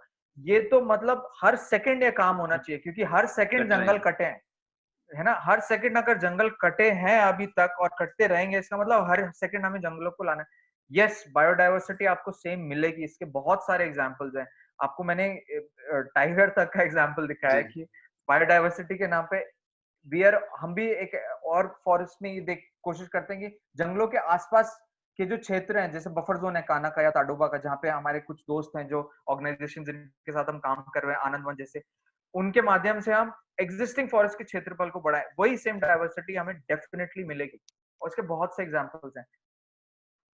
जी, ज़रूर सर। हम आपने एक बहुत इम्पोर्टेंट टॉपिक टच किया था, फास्ट ग्रोइंग और स्लो ग्रोइंग, कि हम लोग स्लो ग्रोइंग को क्यों छोड़ रहे हैं? मतलब इससे कनेक्ट करने का एक एक बिल्कुल तगड़ा सा कारण दीजिए कि स्लो ग्रोइंग के लोग पसंद करें। जी, देखिए एक चीज बहुत इम्पोर्टेंट है जो अब हमें फोकस, देखिए हमने जितने लॉन बनानी थी, जितनी लैंडस्केपिंग करनी थी, जितने फूल के बाग बगीचे बनाने थे, वो हम बना चुके हैं, जी, राइट। प्रॉब्लम ये होती है कि हम अपने लाइफ स्पैन को मतलब जिस रेट पे हम बूढ़े हो रहे हैं, जिस रेट पे हम बड़े हो रहे हैं, उसको हम कंपेयर करने लगते हैं नेचर से। और नेचर का, फॉरेस्ट का लाइफ स्पैन बहुत बड़ा है। बिल्कुल, मतलब हमारा हमारा जो लाइफ स्पैन है वो फॉरेस्ट के लाइफ स्पैन में एक सेकंड भी नहीं है। मतलब 70 साल, जिस जो 70 से 80 साल जो हमारा लाइफ स्पैन है, उसको हम बोलते हैं कि यार उसमें हमें देखना है बड़ा हल्दू का पेड़। जो हल्दू का पेड़ में हमने आपको कान्हा का दिखाया, उसको बड़े होते होते ही 50 साल लग जाएंगे, तब तक तो हम मर जाएंगे। कहने का मतलब ये है कि आप इस चीज को दिमाग में रखें कि whatever is growing fast is not not only that is beautiful, slow growers are the real champions of the forest. तो वो स्लो ग्रोअर्स, वो शेड टॉलरेंट स्पीशीज शहरों में लाना जरूरी है, क्योंकि जो भी हम नेटिव स्पीशीज अभी प्लांट कर रहे हैं वो हमारे लिए तो है ही, बट आने वाली जनरेशन्स के लिए भी हैं। ये याद रखना है हमको, उनके लिए ज्यादा है। तो what we are going to leave behind is going to be these real forest. तो अब आज की डेट में जो जहाँ पे साल के पेड़ लगाए गए हैं, जो इतने बड़े बड़े हो गए हैं, जो जो नेटिव एक प्रजाति है, ज्यादातर इंडिया की, बहुत सारे पार्ट्स ऑफ इंडिया की, वो कई लोगों ने प्लांट करी है। तो those are serving a certain purpose. तो ये लगाई हुई चीजें will serve a purpose when the time comes. आप उसको उसको अपना काम करने दीजिए, आप अपना काम कीजिए। जी सर। सर एक और प्रश्न है, जी कि जैसे हमारे पंजाब में और कई सारे और प्रदेशों में भी ऐसा होता होगा कि सड़क के किनारे जो ट्रीज लगते हैं, जी उनको ज्यादातर फास्ट ग्रोइंग स्पीशीज सिलेक्ट किया जाता है, और ऐसा ही होता है ज्यादातर कि उसका शेड बनाने के लिए फास्ट ग्रोइंग और एक या दो स्पीशीज ही सिलेक्ट की जाती हैं, क्योंकि जगह वहां साथ में खेत होते हैं, और इतनी छोटी जगह पे कैसे प्लांटेशन, हम वहां पे ट्रीज की चॉइस कैसी होनी चाहिए? देखिए, ये मान लेना गलत होगा कि शहरों में जो एवेन्यू प्लांटेशन हुए हैं वो फास्ट ग्रोवर्स के हैं, ऐसा नहीं है। दिल्ली का, मैं सिर्फ दिल्ली का आपको एग्जांपल देता हूँ कि दिल्ली में, सेंट्रल दिल्ली के आसपास अगर आप घूमें तो आपको स्लो से स्लो ग्रोइंग स्पीशीज मिलेंगी यहाँ पे, जो तब लगाई गई थी जब दिल्ली को, सेंट्रल दिल्ली को डिजाइन किया जा रहा है। तो यहाँ पे हल्दू के पेड़ मिलेंगे आपको, यहाँ पे सॉरी हल्दू के नहीं, बहेड़ा के पेड़ मिलेंगे, अंजन के पेड़ मिलेंगे, ऐसी कई सारी स्पीशीज है, पिलखन के पेड़ मिलेंगे। ये सारी स्पीशीज स्लो ग्रो करती है। आप किसी भी सिटी को डिजाइन करते हैं, आप किसी भी सिटी को बनाते हैं, फैलाते हैं, आपको ये दिमाग में रखना पड़ेगा, you are not creating a city for the next 5 years, you are creating a city or a living habitat for the next 500 or 5000 years. Hmm. otherwise जो civilizations गायब हो गई हैं, वैसे ही हमारी सिविलाइजेशन भी गायब हो जाएगी, और फिर उसको पढ़ा जाएगा और ये निकल के आएगा कि इन्होंने जंगलों को खत्म कर दिया था। सही है सर। तो सर मेरे को लगता है हम अगले विषय पे चलते हैं, क्योंकि जहाँ पे आपने एंड किया, हमारी सिविलाइजेशन, सारी entire civilization throughout the world is in now in a very big danger. ये जो कोरोना वायरस आया सर, तो कैसे पैंडेमिक्स का रिलेशन है? हमारे कुछ व्यूअर्स ने ऐसे क्वेश्चन भी पूछे हैं, पैंडेमिक्स का और कोरोना का हमारी फॉरेस्ट के साथ, हमारे जंगलों के साथ रिलेशन है? और दूसरा ये सवाल भी उठता है कि जंगल लगाते हैं, जैसे हम जंगल लगा रहे हैं, क्या इससे रिवर्स भी हो सकता है? सर इस पे आपका व्यू चाहिए खुला खुला। देखिए, ये जो विषय है, इस पे क्योंकि इस पैंडेमिक के बाद ही हम लोगों ने भी इसके बारे में सोचना और रिसर्च करना शुरू किया। तो हमने जो कुछ भी कोलेट किया है, जो मैं आप लोगों के, मैं व्यूअर्स के साथ और लिसनर्स के साथ शेयर करूंगा, वो हमने दूसरे लोगों का, रिसर्चर्स का, बहुत क्रेडिबल रिसर्चर्स के स्टडी को कोलेट करके कुछ चीजें निकाली हैं। तो हमारी भी रिसर्च, we are not experts in this, तो मैं ये डिस्क्लेमर दे रहा हूँ कि जो भी मैं शेयर कर रहा हूँ ये दूसरों लोगों का काम है जी। रिलेशन बहुत क्लियरली निकल के आ रहा है और इसलिए नैरेटिव को बदलना जरूरी है। मैं कुछ इसके ऊपर I'll shed some light कि the crisis we face today, less forest more disease, ये मुद्दा मैं लोगों के सामने लाना चाहता हूँ इस टॉक के माध्यम से। So the crisis we face today, इसका बहुत तगड़ा कनेक्शन है because the forest have reduced and diseases have increased, ऐसा हम कह रहे हैं। और ये क्राइसिस तभी पलट सकता है अगर फॉरेस्ट को बढ़ा दिया जाए। तो सोल्यूशन ये नहीं है, हमारा प्रोपोजिशन ये है और इस एक डिबेट को करना चाहते हैं हम। सोल्यूशन ये नहीं है कि अगला वैक्सीन किसी एपिडेमिक के लिए कब बन रहा है। सोल्यूशन ये है कि नेचर से हम कैसे सीख सकते हैं, नेचर को कैसे बचा सकते हैं, नेचुरल फॉरेस्ट इकोसिस्टम्स को, नेटिव फॉरेस्ट इकोसिस्टम्स को बचा करके कैसे डिजीज को कम कर सकते हैं, उसके क्या प्रूफ्स हैं वो मैं शेयर करूंगा। और कुछ एक स्टडीज हैं जो शेयर करूंगा। तो उसमें ये 2 या 3 स्टडीज को हम लोग रेफर कर रहे हैं। ये मीडिया एंड रिसर्च ग्रुप्स हैं, क्रेडिबल मीडिया ऑर्गेनाइजेशंस हैं। इस जैसे जो एक 2012 का एक बहुत interesting media analysis, news analysis है जो जिम रॉबिन्स ने किया है द न्यूयॉर्क टाइम्स के लिए, जिसका नाम है the ecology of disease. The ecology of disease ही अपने आप में बहुत इंटरेस्टिंग टॉपिक है। आप इस फोटो को देखेंगे, आप देखेंगे कहीं ना कहीं एक ह्यूमन हाथ वहां पर आ रहा है और जानवर चारों तरफ हैं, ह्यूमन कहीं ना कहीं अफेक्ट हो रहा है वाइल्ड लाइफ से। तो इकोलॉजी ऑफ डिजीज क्या है, इसको लिखने के लिए इन्होंने न्यूयॉर्क टाइम्स ने बहुत ज्यादा साइंटिस्ट, कॉन्जर्वेशनिस्ट, इकोलॉजिस्ट, डॉक्टर्स, कई लोगों के रिसर्च को कोलेट करके इसको लिखा। और आज की डेट में काफी वायरल हो रखा है, हो सकता है कुछ लोगों ने इसको पढ़ा भी हो। लिखा तो ये 2012 में गया था, तो तब शायद कोई और एपिडेमिक रहा होगा, सार्स या कुछ। तो मैं आपको इसके मेन जो मुख्य बिंदु हैं उनके बारे में बात करता हूँ। ये इस पर्टिकुलर स्टडी में ये बोला गया है कि देखो, जितने भी ज्यादातर एपिडेमिक्स हुए हैं पिछले 20, 30, 40 सालों में, जिसमें एड्स है, एबोला है, वेस्ट नाइल है, सार्स है, लाइम है, ये इसलिए हुए हैं क्योंकि लोगों ने नेचर को डिस्टर्ब किया है। ऐसा निकल करके आया है बहुत सारी स्टडीज में, एक चीज निकल के आई है। मैं पूरी के पूरा जो एनालिसिस है कुछ मुख्य पॉइंट शेयर कर रहा हूँ। Second, 60% of emerging infectious diseases, मतलब 60% आज के जो इन्फेक्शियस डिजीजेस हैं दैट जो कि ह्यूमंस को अफेक्ट कर रहे हैं वो जूनोटिक हैं। मतलब मनुष्य को अफेक्ट करने वाले 60% डिजीजेस जो अभी हैं वो जूनोटिक है। जूनोटिक मतलब वो डिजीजेस जो एनिमल्स में ओरिजिनेट हुए हैं। ये भी एस्टैब्लिश हुआ है कई सारी साइंटिफिक स्टडीज।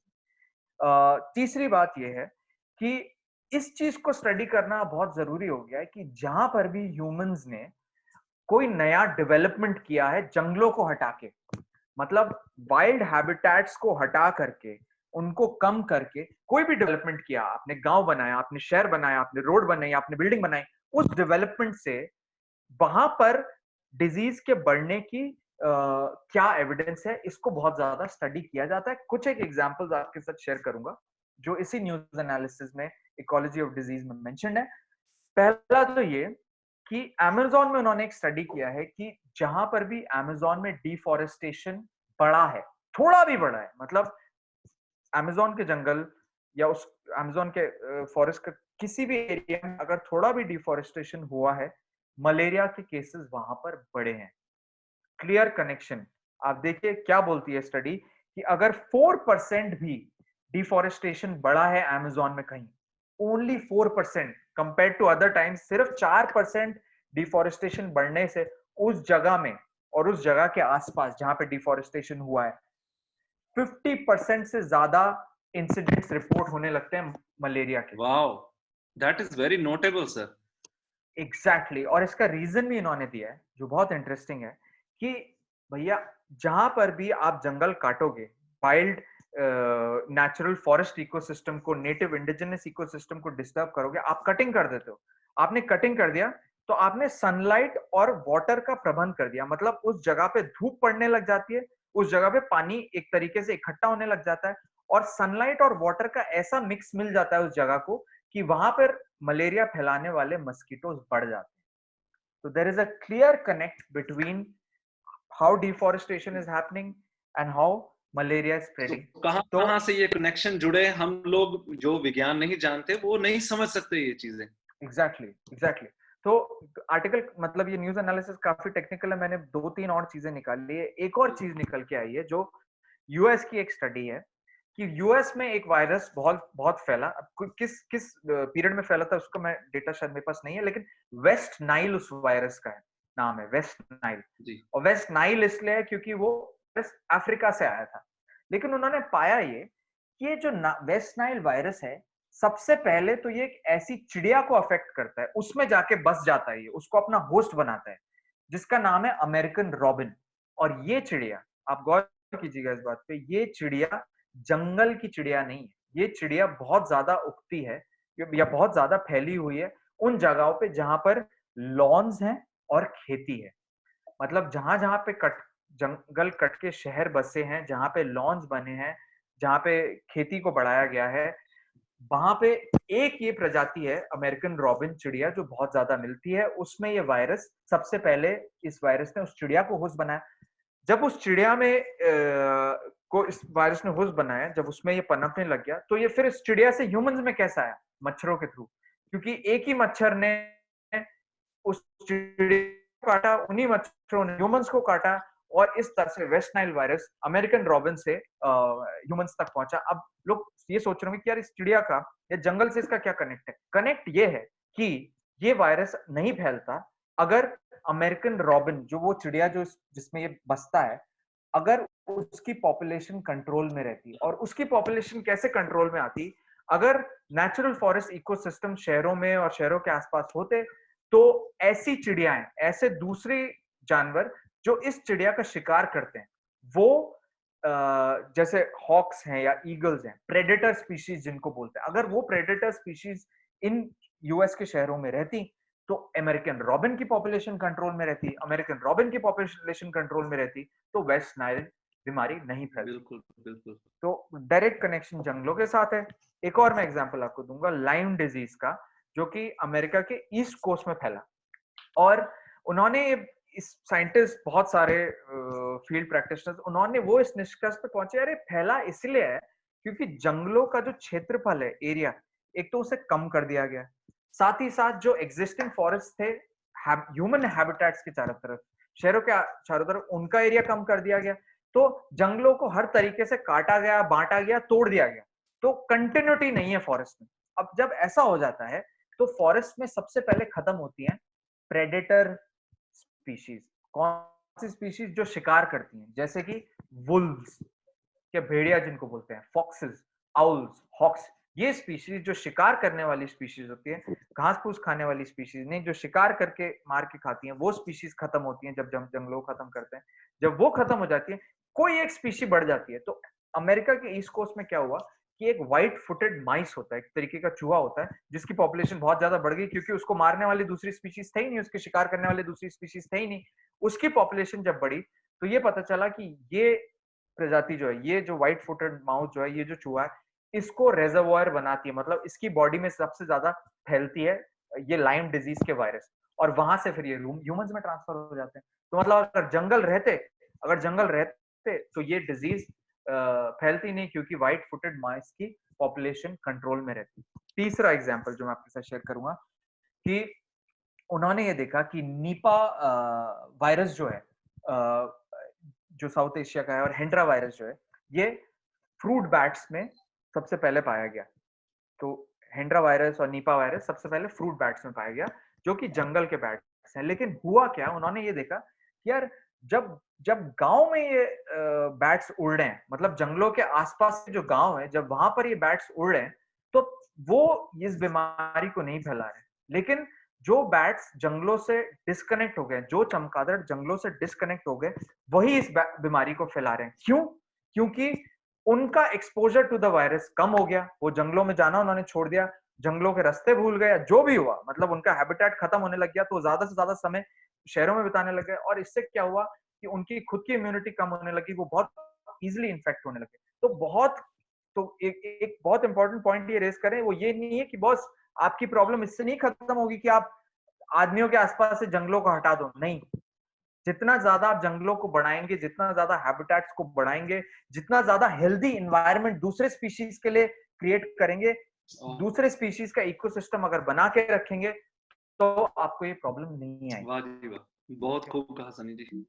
अब दो और है हमारे पास टाइम के, दो और एग्जांपल मैं हमारे देता हूँ। 6:15 हो चुके हैं, लाइक आपकी मर्जी है सर। इज इट हमारे ओके? साथ अभी लाइव व्यूअर्स 30 से ऊपर हैं, पर आपकी मर्जी, जैसे आप ठीक समझ। आई कैन मेरे पास थोड़ा और मटेरियल है इसके ऊपर, तो प्लीज मैं व्हाई शेयर कर नॉट सकता सर, हूँ। Let it. Yeah, so there is another study done by a group called India Spend, again in research and media group, जो ये बोलते हैं कि बॉस एयर पोल्यूशन और डिजीज का बहुत तगड़ा कनेक्शन है, और क्लाइमेट चेंज और डिजीज का बहुत तगड़ा कनेक्शन है। कैसे? उन्होंने ये देखा कि पहले, अभी तक के जो कोरोना वायरस के से बीमारियां जो हुई हैं, तो कोरोना वायरस से अलग अलग तरीके की बीमारियां होती है, जैसे अभी कोविड-19 हो रहा है, इससे पहले कोरोना वायरस से बीमारी हुई थी सार्स। ये उन जगहों में ज्यादा फैलती है जहां पर एयर पोल्यूशन ज्यादा है। क्यों? क्योंकि सबसे पहले ये हमारे रेस्पिरेटरी ट्रैक्ट्स को, सांस लेने के जो हमारे बॉडी के पार्ट्स हैं, उनको अटैक करता है, और हमारे रेस्पिरेटरी जो सिस्टम्स है वो शहरों में वीक हो गए हैं, वो ज्यादा जल्दी इफेक्ट हो जाते हैं क्योंकि पोल्यूशन बहुत ज्यादा है। इसलिए एयर पोल्यूशन का डिजीज से कनेक्शन है। अगर हमें डिजीज को कम करना है तो एयर पोल्यूशन को कम करना पड़ेगा, एयर पोल्यूशन को कम करना है तो जंगलों को बढ़ाना पड़ेगा। क्लियर कट एस्टेब्लिश्ड लॉजिक इन्होंने दिया है। एक और इन्होंने लॉजिक दिया है कि जैसे जैसे क्लाइमेट चेंज हो रहा है, वैसे वैसे ज्यादा जगहें ऐसी बनती जा रही हैं जो ज्यादा वार्म है, मतलब ज्यादा गर्म है और ज्यादा ह्यूमिड है। जैसे जैसे ह्यूमिडिटी और गर्मी बढ़ती जा रही है, डेंगू, चिकनगुनिया, मलेरिया, इस तरीके के बीमारियां फैलती जा रही है, क्योंकि उनको फैलाने वाले पॉपुलेशन मच्छरों की बढ़ती जा रही है। तो उस कंट्रोल में रखने के लिए हमें जगह, सारे अपनी जगहों के ओरिजिनल टेम्परेचर, ओरिजिनल क्लाइमेट को पे वापस लेकर के जाना है। कुछ ही डिग्री के फर्क में हो रहा है ये सब कुछ, सिर्फ कुछ ही चंद डिग्रीज के फर्क में ये सारी प्रॉब्लम निकल करके आ रही है। तो सिर्फ इसी चीज, इस पॉइंट पे हम फिर कुछ क्वेश्चन ले सकते हैं। बहुत जरूरी इस चीज को समझना हो गया कि अब कि जंगलों के साथ इन डिजीजेस का कनेक्शन हाँ जी, है। हम आइडेंटिफाई करना शुरू करेंगे तो हम अभी भी वैक्सीन क्रिएट करके शायद हम उस प्रॉब्लम का एक पार्ट क्रिएट सॉल्व कर दें। लेकिन इसी रेट पे अगर हम जंगलों को खत्म करते गए, अगर हम लोग जंगल के, अब पॉइंट वो भी नहीं है कि बॉस अभी तक जो किया कर दिया, अब आगे से नहीं करूंगा, अब आगे नहीं काटूंगा, नहीं। तो जो काटने थे काट दिए पिछले 50 60 100 सालों में, तो जो काटा है उसको रिक्रिएट करना पड़ेगा। दिल्ली के फॉरेस्ट को वापस लाना पड़ेगा, पंजाब के फॉरेस्ट को वापस लाना पड़ेगा, हर जगह के फॉरेस्ट को वापस लाना पड़ेगा, and only then can this problem of disease get resolve. ये बहुत बड़ा चैलेंज है for the entire global community, but it's out there in the open now. Sir ये तो बिल्कुल क्लियर हो गया। आपके जो बातें हैं, अपनी तरफ से मैं इसको वो करना चाहता हूँ कि आपने जैसे बताया कि जंगल एक रेगुलेटर है। जैसे हमारे यहाँ करंट आता है, रेफ्रिजरेटर पे हम रखते हैं रेगुलेटर, तो उसको ऊंचा नीचा होने से बचाते हैं। ये इकोसिस्टम को रेगुलेट करने वाले एक वो बॉडी है। अगर हम उससे छेड़छाड़ करते हैं तो क्या क्या चीजें, ऐसे ऐसे वायरस, अगर हम दूसरे पंछियों को और प्रेडेटर्स को बेघर कर रहे हैं, उनको मार रहे हैं, उनका शिकार कर रहे हैं, तो दूसरी प्रजाति कोई बढ़ जाती है और उससे कोई ना कोई वायरस स्पिल ओवर होके वो ह्यूमन बींग्स तक किसी ना किसी जरिए, चाहे मच्छरों के जरिए का, चाहे कैसे भी करके हमारे तक पहुंच के और हमें इफेक्ट कर रहा है।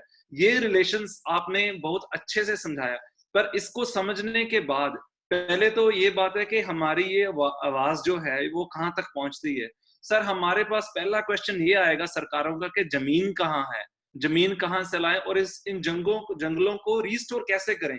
एक मियावाकी मेथोडोलॉजी है, कैसे ऐसी कोई लहर बने जिससे हमारे सारे जंगल वापस, जैसे आप बोलते हैं दिल्ली में वापस, हम किस स्पीड से काम करें, जिस स्पीड से कटाई हो रही है, अगर उस स्पीड से हम लगाने भी लग जाए, पर ग्रोथ को तो टाइम चाहिए। तो कैसा एक्शन प्लान होना चाहिए देखिए, सर? बहुत ही एक होलिस्टिक प्लान बनाना पड़ेगा, सारे स्टेक होल्डर्स को मिलना पड़ेगा। लेकिन सिंपल सी बात यह है कि जिस स्पीड से कंस्ट्रक्शन हो रहा है, जिस स्पीड से कोई भी नई डेवलपमेंट हो रही है, जिस स्पीड से सड़कें बन रही है, जिस स्पीड से नए शहर बन रहे हैं, उसी स्पीड से किसी भी डेवलपमेंट में, भले ही हम नई रेलवे लाइन डाल रहे हो, नया डैम बना रहे हो, हम कुछ भी नया डेवलपमेंट कर रहे हैं, उसके सेंटर में, उसी डेवलपमेंट के सेम लेवल पर एक डिस्कशन और एक प्लान बनना चाहिए फॉरेस्ट क्रिएशन और एक्सपेंशन का।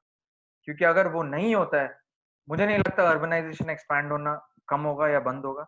हो यही सकता है कि अपने हर प्लान में फॉरेस्ट क्रिएशन को इंटीग्रेट कर दिया जाए, सेंटर पे ले आया जाए। This is not a feel good activity.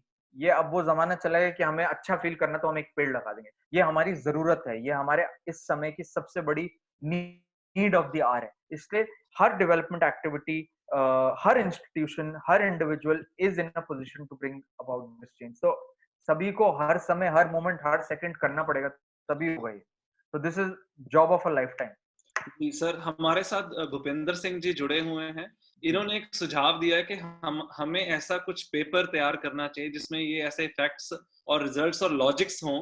तो हमें ऐसा फ्यूचर के लिए सरकारों को ICMR, I don't know what is that, और WHO को देना चाहिए। तो ऐसा पॉसिबिलिटी हो सकता है सर क्या? मतलब मेरे सोचना ये पहले क्यों नहीं सोच पाते? जंगल काट रही है सरकारें, नहीं वो क्यों नहीं सोच रही है? नहीं, भूपेंद्र जी से और सभी लोगों से मैं यही कहना चाहूंगा कि ये जो बात मैं सबके सामने रख रहा हूँ, ये बहुत सारे साइंटिस्ट इस पे काम कर रहे हैं।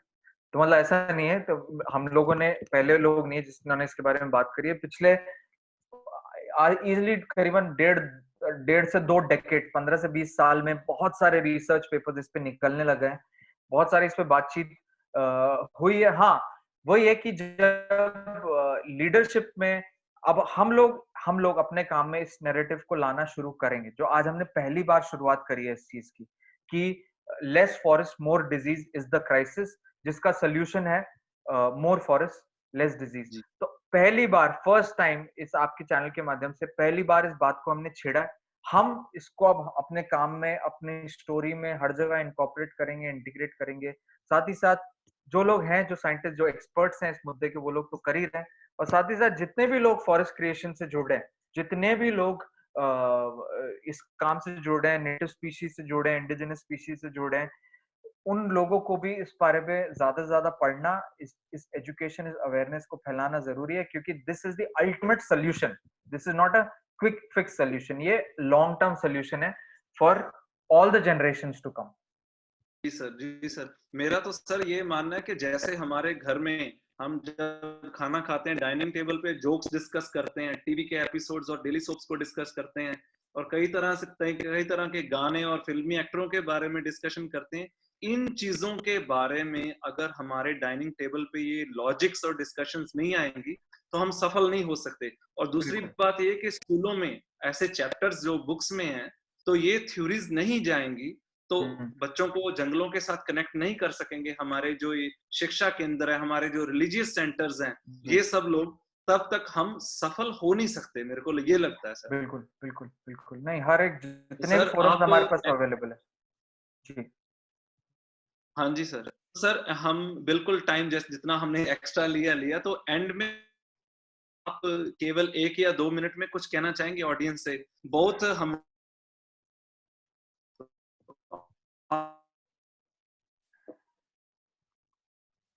सॉरी रवनीत, आपकी आवाज कट गई थी। हाँ जी। हाँ सर, मैं यही कह रहा था कि आपका लास्ट 1 मिनट में, before we end this episode, जी आपका क्या 1 मिनट का कोई मैसेज होगा व्यूअर्स के देखिए, लिए? मेरा एक ही सबसे इम्पोर्टेंट मैसेज ये है कि जितने भी लोग हैं, जितने भी लोग सुन रहे हैं या नहीं भी सुन रहे हैं, और जिन लोगों ने सुनना, उनके माध्यम से एक ही बात को पहुंचाना है कि the answer to most of our problems, the solution to most of our problems is in real native forest। हमारी समस्याओं के समाधान, ज्यादातर समस्याओं के समाधान हमारे जंगलों में है। और उन जंगलों से सीखना जरूरी है, उन प्रजातियों के, उन नेटिव स्पीशीज के साथ काम करना जरूरी है, उनके बीज कलेक्ट करना जरूरी है, उनसे पौध बनाना जरूरी है, उस पौध से प्लांटेशन करना जरूरी है। Native indigenous species, 1 tree eight a time, 1 seed at a time, अगर हम लोग काम कर सके, उस अप्रोच को अपना सके, 1 सीड एट अ टाइम, 1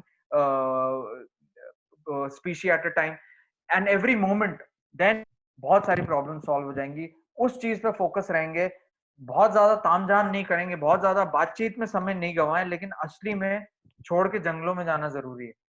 सही है सर, बहुत सही कहा। तो बहुत बढ़िया मैसेज था मेरे हिसाब से। सारा एपिसोड मैं व्यूअर्स को बताना चाहता हूँ कि ये एपिसोड सारा रिकॉर्ड किया जा रहा है ਤੇ ਅਸੀਂ ਇਹਨੂੰ ਬਹੁਤ ਛੇਤੀ YouTube ਤੇ ਵੀ ਪਾਵਾਂਗੇ ਤੇ ਇਹ ਜਿਹੜਾ ਐਪੀਸੋਡ ਹੈ Facebook ਤੇ ਹਮੇਸ਼ਾ ਰਹੇਗਾ।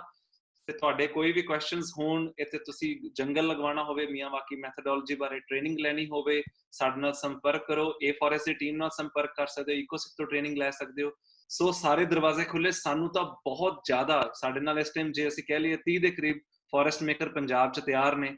30 ਨਾਲ ਕੰਮ ਨਹੀਂ ਸਰਨਾ, ਸਾਨੂੰ 300 3000 ਫੋਰੈਸਟ ਮੇਕਰ ਚਾਹੀਦੇ ਆ ਤਾਂ ਕਿ ਆਉਣ ਵਾਲੇ ਸਮੇਂ ਦੀ ਡਿਮਾਂਡ ਹੈ ਜਿਹੜੀ ਫੋਰੈਸਟ ਮੇਕਿੰਗ ਤੇ ਕੱਲੀ ਆਪਣੀ ਹਿਊਮਨ ਸਪੀਸ਼ੀਜ਼ ਨੂੰ ਨਹੀਂ, ਹਿਊਮਨ ਸੈਂਟਰਿਕ ਤੋਂ ਸਾਨੂੰ ਬਾਹਰ ਨਿਕਲਣ ਦੀ ਲੋੜ ਹੈ। ਸੋ ਸਾਰੇ ਅਸੀਂ ਸਪੀਚ ਸੈਂਟਰਿਕ ਹੋਈਏ, ਹੋਲਿਸਟਿਕ ਇੱਕ ਅਪਰੋਚ ਬਣਾਈਏ। ਜੋ ਸਮਝ ਤੇ ਗਿਆਨ ਸਾਨੂੰ ਸਨੀ ਵਰਮਾ ਜੀ ਨੇ ਅੱਜ ਦਿੱਤਾ, ਆਈ ਮੀਨ ਇਹਨੂੰ ਅਸੀਂ ਵਾਰ-ਵਾਰ ਪੜ੍ਹੀਏ, ਆਪਣੇ ਦੋਸਤਾਂ ਮਿੱਤਰਾਂ ਨਾਲ, ਪਰਿਵਾਰਾਂ ਨਾਲ, ਆਪਣੇ ਟੀਚਰਸ ਨਾਲ ਤੇ ਹੋਰ ਅਖਬਾਰਾਂ ਜਿੱਥੇ ਤੱਕ ਤੁਸੀਂ ਸ਼ੇਅਰ ਕਰ ਸਕਦੇ ਹੋ, ਆਪਣੇ ਫੇਸਬੁੱਕ ਚੈਨਲ ਤੇ ਐਟਲੀਸਟ ਆਪਣੇ ਤੁਸੀਂ ਫਰੈਂਡਸ ਨਾਲ ਇਹ ਗੱਲਾਂ ਜ਼ਰੂਰ ਸ਼ੇਅਰ ਕਰੋ। ਉਹਨਾਂ ਨਾਲ ਬੈਠ ਕੇ, ਖੁੱਲਾ ਟਾਈਮ ਹੈ ਤੁਹਾਨੂੰ ਮਿਲਿਆ ਹੋਇਆ ਅੱਜ ਕੱਲ, ਘਰਾਂ 'ਚ ਬੈਠੇ ਆਪਣੇ ਦੋਸਤਾਂ ਨਾਲ, ਆਪਣੇ ਟੀਚਰਸ ਨਾਲ ਇਹ ਡਿਸਕਸ਼ਨਸ ਜ਼ਰੂਰ ਕਰੋ ਕਿ how for have been responsible for our well-being and how deforestation could be devastating for the humankind। ਤਾਂ ਇਹਨਾਂ ਚੀਜ਼ਾਂ ਦੇ ਨਾਲ ਸਾਨੂੰ ਜੁੜਨ ਦੀ ਲੋੜ ਹੈ। ਅੱਜ ਸਾਡਾ ਅਰਥ ਡੇ ਮਨਾਇਆ ਬਹੁਤ ਸਾਰਥਕ ਹੋਇਆ। ਸਨੀ ਵਰਮਾ ਜੀ ਦੇ ਨਾਲ ਜੋ ਸਾਨੂੰ ਨੌਲੇਜ ਮਿਲੀ ਹੈ, ਜੋ ਸਾਨੂੰ ਲੌਜਿਕਸ ਤੇ ਜੋ ਸਾਨੂੰ ਲਰਨਿੰਗ ਸਟੈਪਸ ਮਿਲੇ ਨੇ ਫੇਕ ਫੋਰੈਸਟ ਦੇ, ਰੀਅਲ ਫੋਰੈਸਟ ਦੇ, ਮਿਆਵਾਕੀ ਮੈਥੋਡੋਲੋਜੀ ਤੇ ਇਕੋਸਿਸਟਮ ਬਾਰੇ ਜਿਹੜਾ ਅਸੀਂ ਜਾਣਿਆ, ਕਿੱਦਾਂ ਸਪਿਲ ਓਵਰ ਹੁੰਦੀਆਂ ਡਿਜ਼ੀਜ਼ਸ, ਕਿੱਦਾਂ ਐਪੀਡੈਮਿਕਸ ਫੈਲਦੇ ਨੇ, ਇਹ ਸਾਰੀ ਜਾਣਕਾਰੀ ਮੈਨੂੰ ਨਹੀਂ ਲੱਗਦਾ ਮੈਨੂੰ ਪਹਿਲਾਂ ਸੀ। ਤੇ ਹੁਣ ਜੋ ਰਿਚਨੈਸ ਆਈ ਹੈ ਉਹ ਸਾਡੇ ਸਾਰਿਆਂ ਦੇ ਨਾਲ ਸਾਂਝੀ ਹੋਈ ਹੈ। ਤੇ ਜਿਨ੍ਹਾਂ ਲੋਕਾਂ ਦੇ ਸਵਾਲ ਨੇ ਸਾਨੂੰ ਕਮੈਂਟ ਕਰੋ। ਤੇ ਮੈਂ ਅੰਤ ਵਿੱਚ ਸਾਰੇ ਸਰੋਤਿਆਂ ਵੱਲੋਂ ਤੇ ਇਕੋਸਿਕ ਦੀ ਪੂਰੀ ਟੀਮ ਵੱਲੋਂ ਸਨੀ ਵਰਮਾ ਜੀ ਦਾ ਬਹੁਤ ਬਹੁਤ ਧੰਨਵਾਦ ਕਰਦਾ ਕਿ ਸਾਡੇ ਨਾਲ ਜੁੜੇ ਤੇ 1.5 ਘੰਟਾ ਨਾਨ ਸਟਾਪ ਸਾਡੇ ਨਾਲ ਬੋਲੇ ਨੇ। 1.5 ਘੰਟਾ ਬੈਠਣਾ ਕੋਈ ਸੌਖਾ ਕੰਮ ਨਹੀਂ। ਸਨੀ ਜੀ, ਮੈਨੀ thanks and happy earth day to you.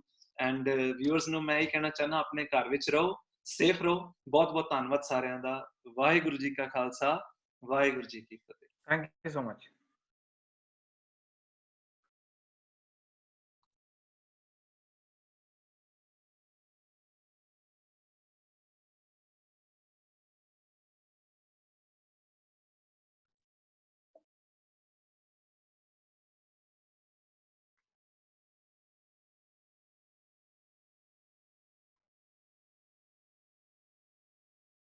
हाँ जी, ऑफ हो गया लाइव स्ट्रीम।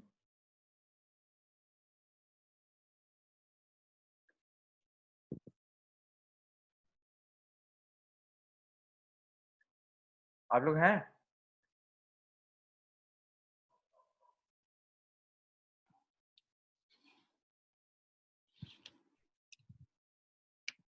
मजा आ गया सर, मजा। क्वालिटी सही है, क्वालिटी। मजा आ गया, मजा। आपने superb superb superb superb superb. सही हो गया, थैंक यू जी। सर जी कमाला कर देती हैं यार आप लोगों की मेहनत है और स्पेशली स्टूडेंटों की। फट दे फटे।